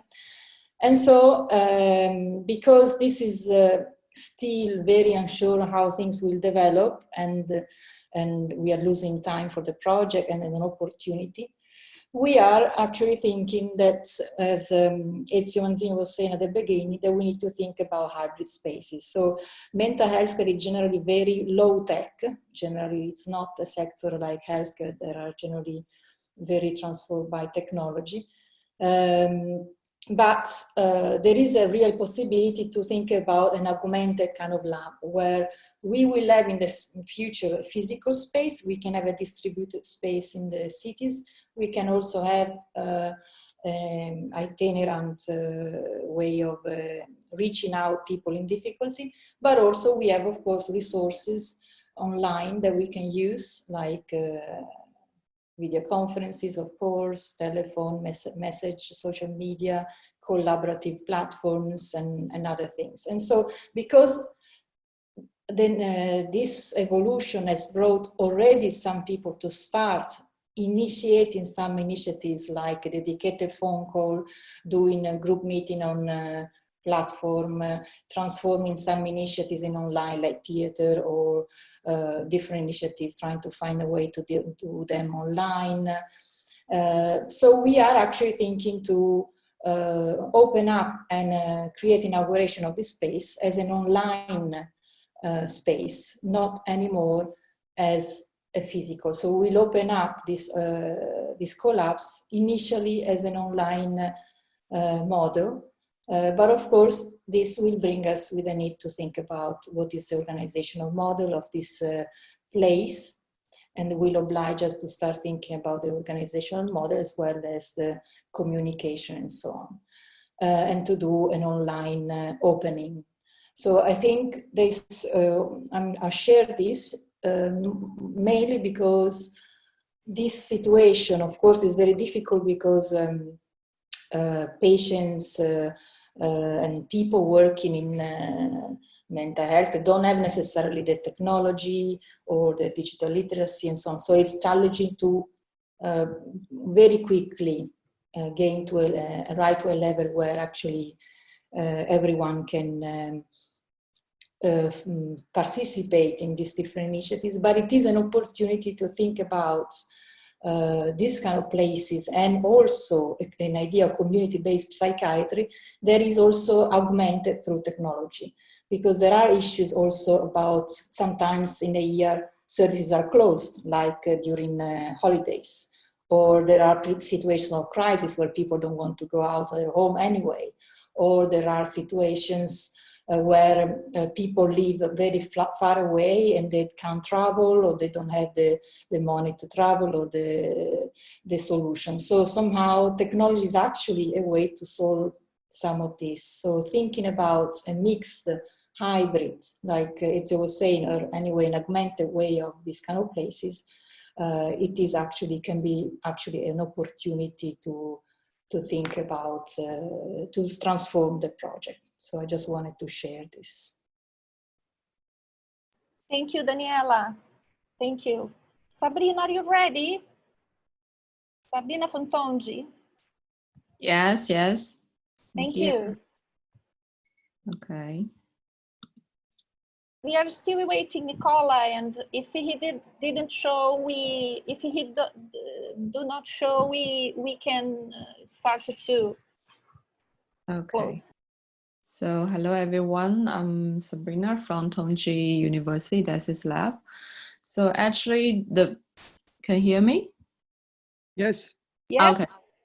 Okay, so this project I'm going to introduce is the course I'm teaching, and also I think the project will be the initiative we'll launch soon in this year for the Doorman Room 2.0. So actually, maybe as you know, Doorman Room is the special element for the gate community in China.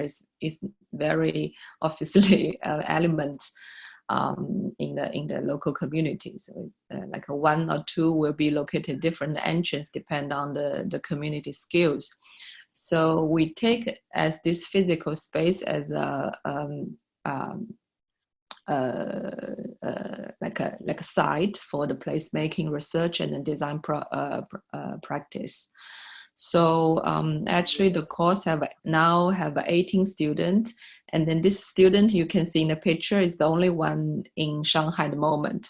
So actually we do the site research is very, very difficult. So we did online survey, and also one student on behalf of other students. Like we collecting all the questionnaire, and then the questions go to visit the space as well, to talk to the people.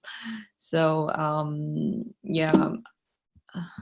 So actually, we want to look at this perspective on this doorman room, the current situation, which is very, very limited, like just a kind of an office for the doorman, that's it. So for this emergency, for the pandemic, actually, the doorman will take kind of a very responsible function for the community as well.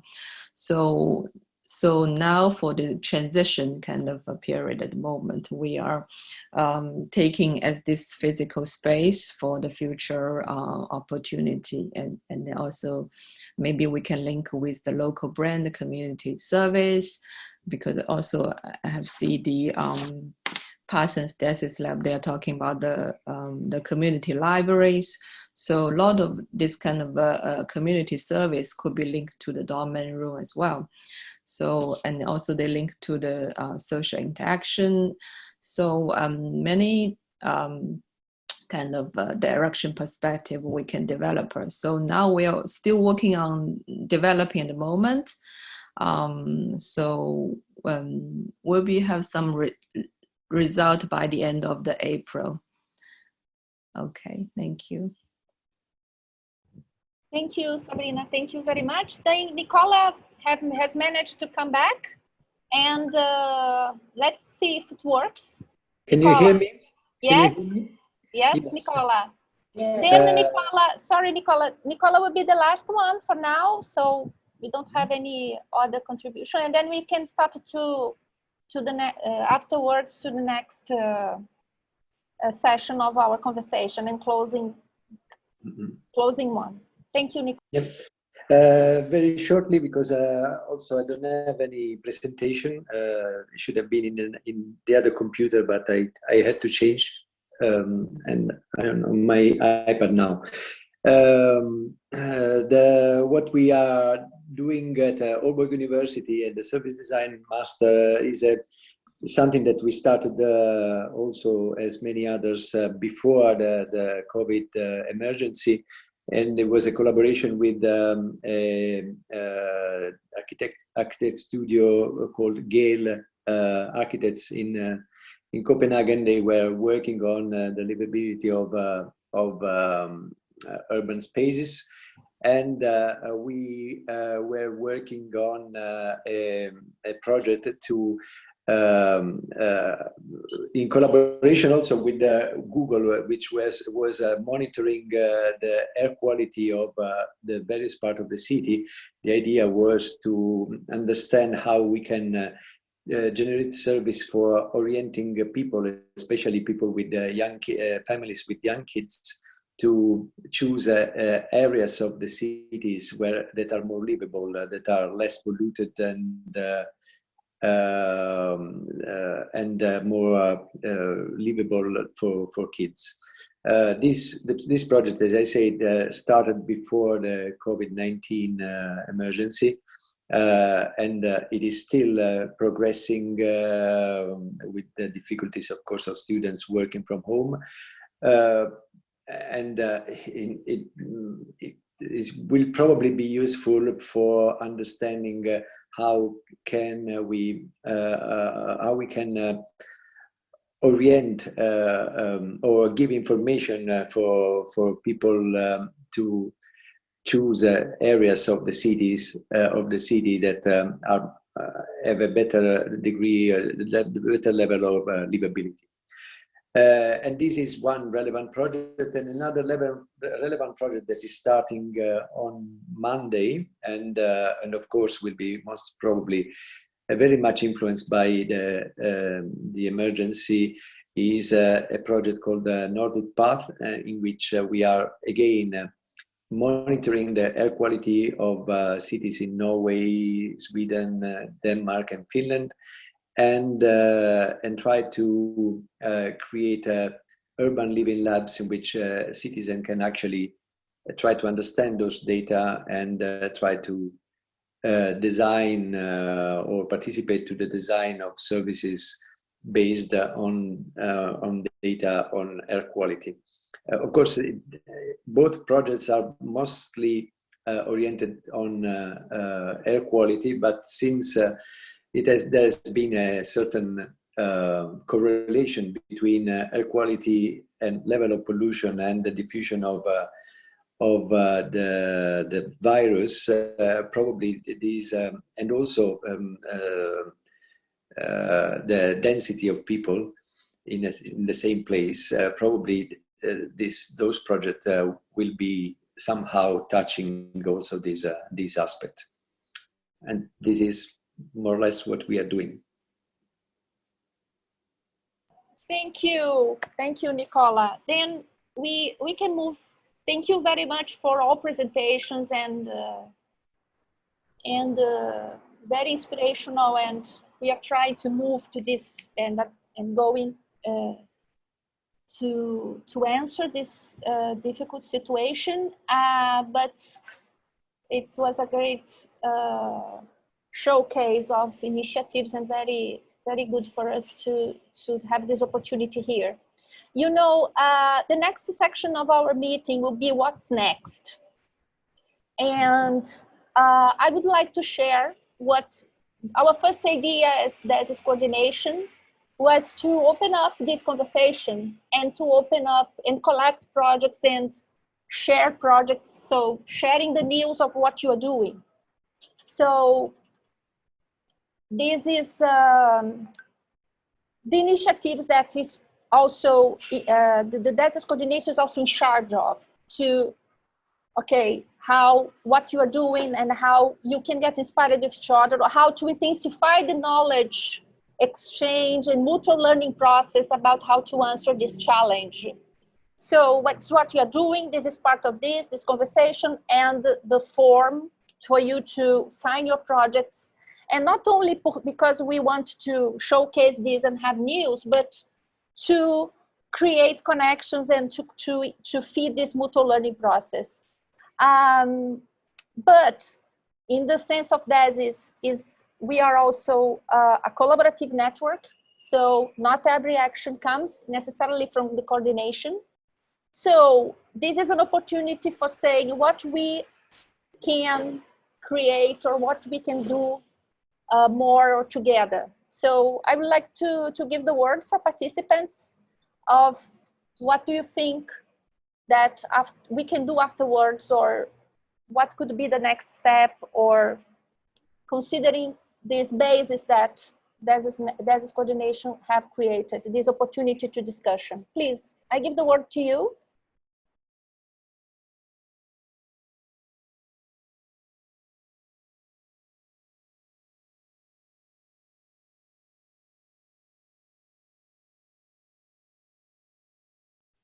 Can I go? Hi, Spiros.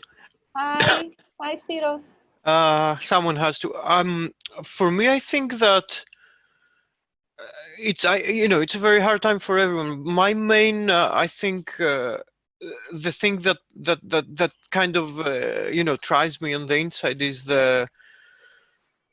as always the political struggle under everything. I think that we're being here. Social innovation is a very political process, so I think we all kind of share a common, let's say, ideology to a point, and I think that we're somehow we've theorized about it, and we might have thought that was before, or it might not be now, but we're somehow on the edge.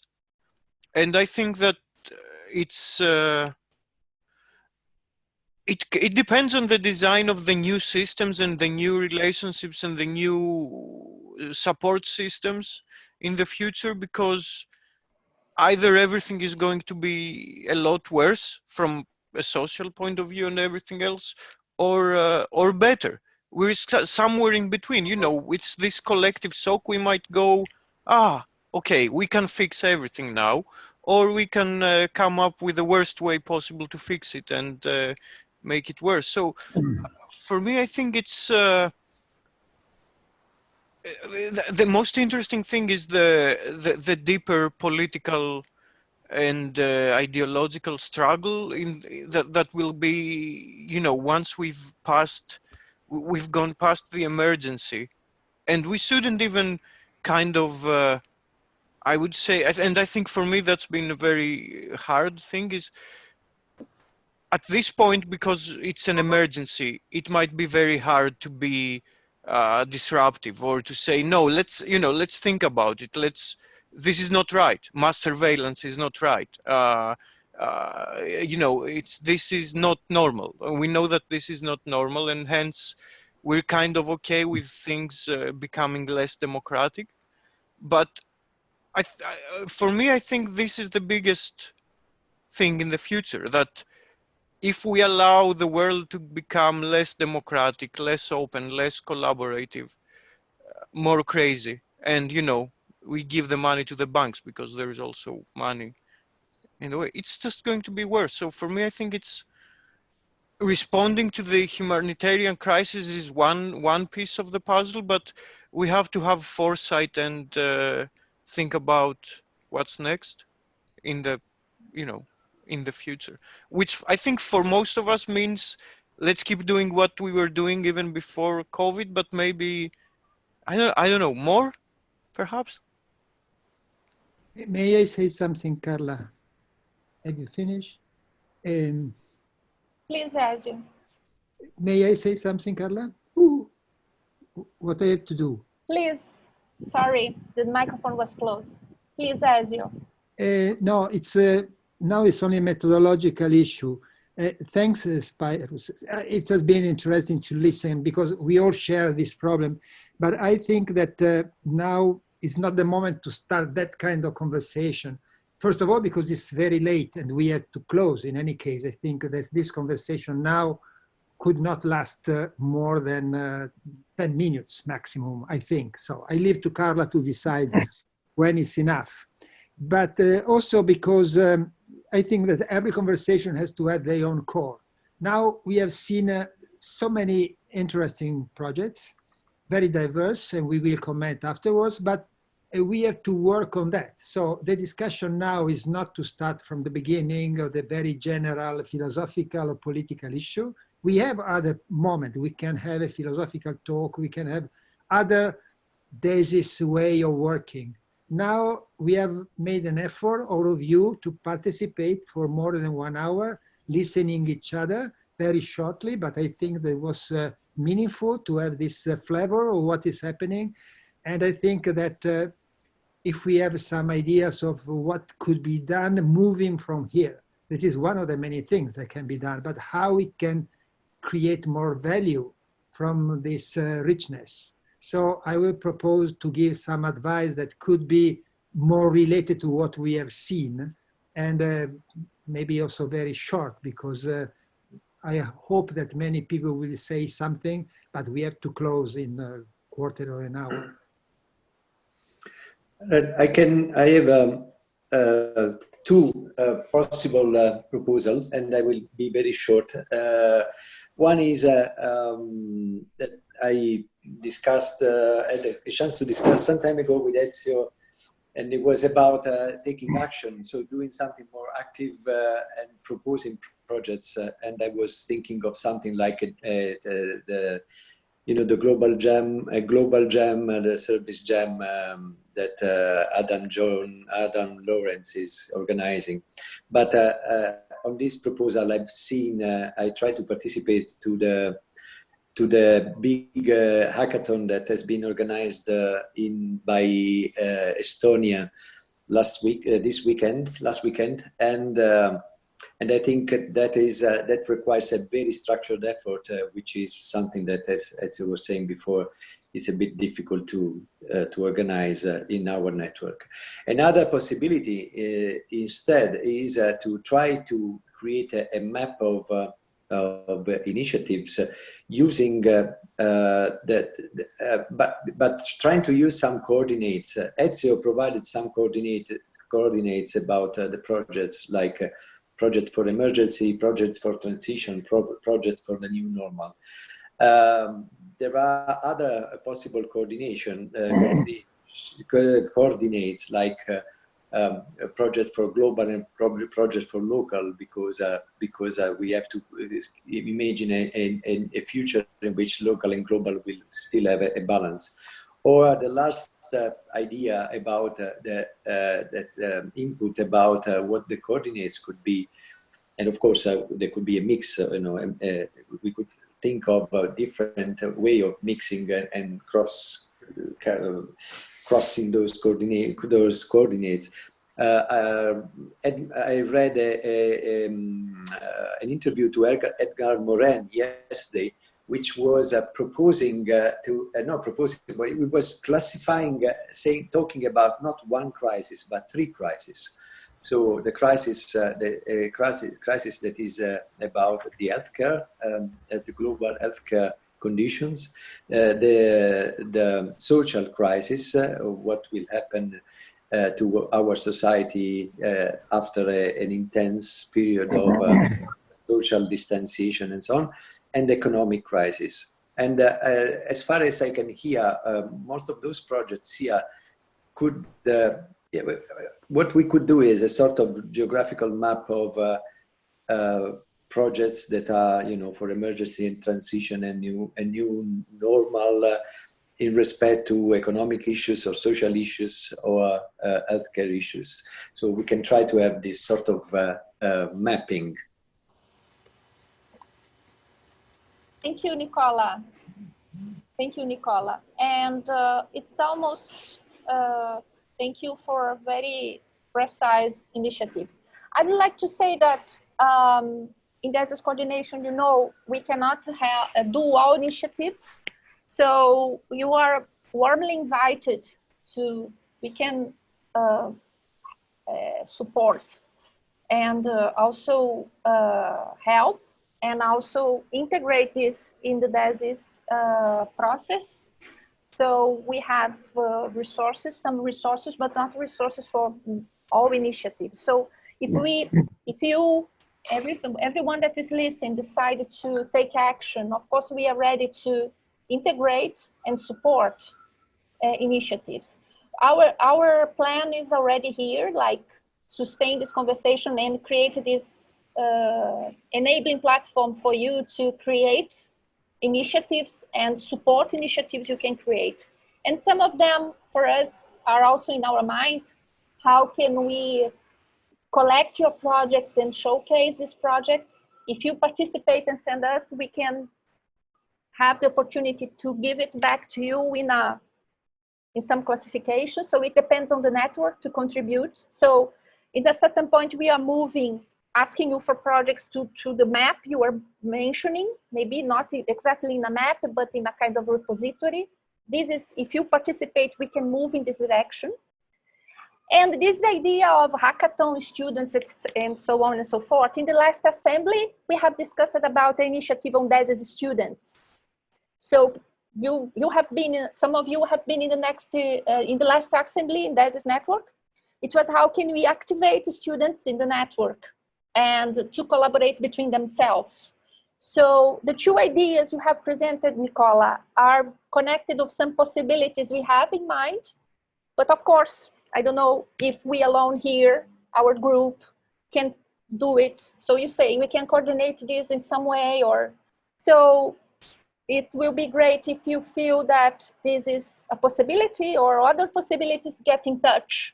And we are ready to support. And we are trying to move at least in the first direction. Like if you send, and we have a good collection of initiatives you are sending, we can share and start and improve a little bit the conversation. So yes, I don't know if you have some other comments, and we are about to close. Carla? Yes, Anna, please. Very quick comment. I'm not sure we may come out with any theory about what will happen, or at least we are super afraid to do that. And I think there is already too much talk about this. But listening the projects, I have an impression that all of us are trying to be very try to find an opportunity in this crisis to try to make things work differently, but not just for the time of the crisis, but as an opportunity to introduce something different in the future. So maybe this could be a kind of very designerly way of dealing with this. So how can we learn and how can we boot and how can we modify, transform solutions, services, systems that are already working, but that could benefit in a way from this experiment that we are all have to do, because it's a mandatory experiment. It's not something we can choose. So I don't know. It's more than what to do. It's a kind of common perspective that, at least in my understanding of several cases, it seems to be emerging in my view. Thank you.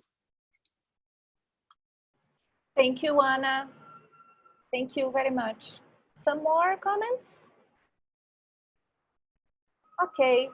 Yeah, I have a comment, please, Carla. Yes, please, Adam. And afterwards we can close. Okay, Adam, please. Okay, sorry. I think that the model that we already have around thematic clusters is interesting. A few people have been talking about cases that I think relate to this hybrid communities of place, so online, offline networks. And we're working on that ourselves here in London. I'd certainly be interested in continuing that conversation with the other labs that are working in that area. I think also there may be some opportunities immediately to share any sort of open designs or resources, so that if there's something that's useful from that's been, it can be sort of another place and perhaps, you know, adjust context very immediately. And also I think it was it Colombo with the Centre for Design with the research platform. That was very interesting, and it would be good to, if we're going to set some challenges, it would be good to see the challenges that are coming out from that research that's already been in Italy and now is being moved more broadly. Certainly, we would like to distribute that in the UK and see if there's take up on that. And I think finally, building on part of what Anna just said, if I understood correctly, there's necessarily a real focus on the problems that need addressing in this sort of testing condition that we're facing at the moment. In addition to that, I think it's important to see if we can capture some of the positives. So in this moment where things are being differently, to be able to capture what is good for people about staying at home and changing their balances, their life balance, and adjusting the values around different contributions to society from different roles and different actors and different jobs. We notice a different value that is placed. So capturing some of these more positive perspectives. So what is it we like about this situation as well as what we don't like? Obviously, we don't like the situation of the sort of, you know, the terrible health crisis we're in, but some of the changes in behaviour that are being forced, maybe there's some positives that can be amplified in the way that Desis does from some of these actions that have now become commonplace. Thank you, Adam. Thank you. I have the feeling that this conversation also, as you told, we could continue, and maybe we should. I don't know, maybe we can see. I will warmly invite everybody to really, if you want to take action to some of these ideas, yes, as you please help us, and also, or ask us to support, and we will be happy. We'll try to figure out how we can best understand and collaborate in this effort. But of course, this idea of sharing resources, open things, they're very good. And Anna also remarks, thank you. As you, please. Me? You raise your hands. No? Yes, yes, yes. Okay. I know. Yeah. Well, I want to say very few things. First of all, for me at least, and I hope for everybody, it has been extremely interesting to see in less than in 2 hours so many ideas, so diverse. And I can be short because Anna and Albert and Adam have already in some way taken some remark, and also Nicola. So what I can add, for sure, we are doing a map. It could be more or less well defined, but this is what we are doing. So we collect things to do a map.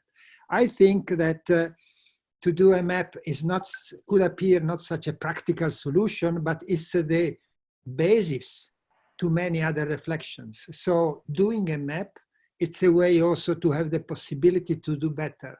What Anna said, and I repeat the concept. So we have to use what is happening to work on this and to work on what we have already done to try to give some image of what could be a new normality that we like.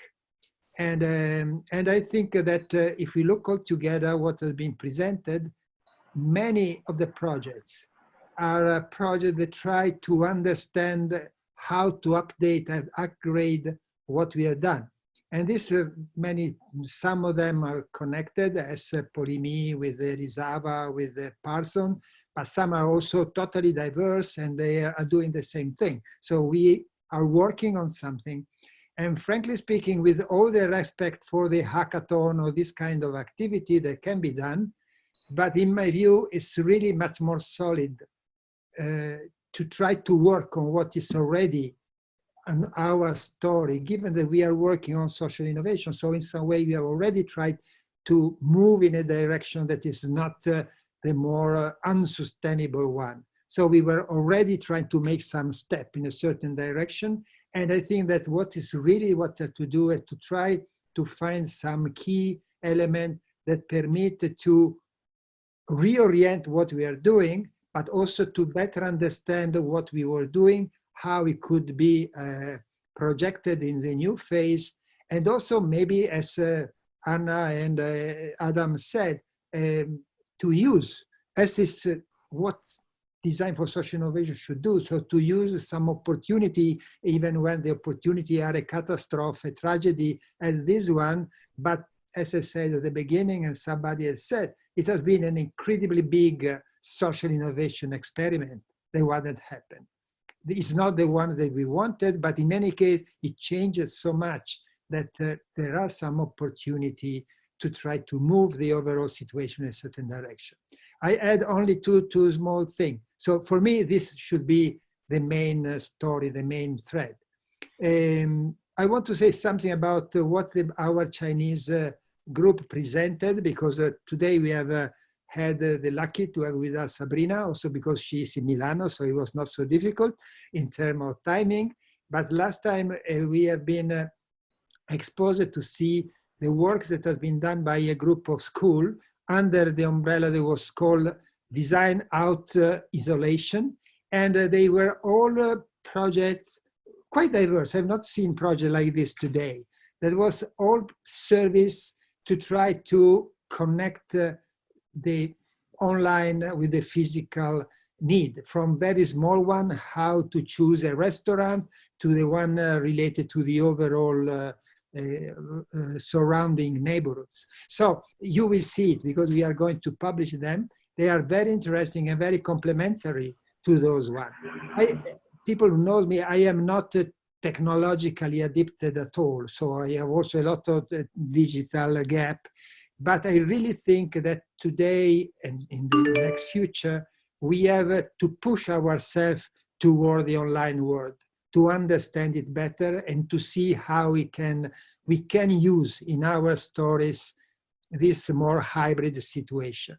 And so I mentioned the Chinese example just because for some reason those examples, and maybe China, but this is another discussion, for the good and for the bad, is particularly advanced in the use all these kinds of technologies. So probably we have something to learn, not to do exactly the same, but there is something that should be learned. I want to say only one last point that maybe could be small one. So when I started to hear people say we have designed some mask, I say, okay, this is a very small thing. But having seen so many different ideas with different solutions, and given that the mask is a very simple thing, but it's very, unfortunately, emblematic of what is happening. So most probably in the transition phase, we will go around wearing this kind of mask for months or for years.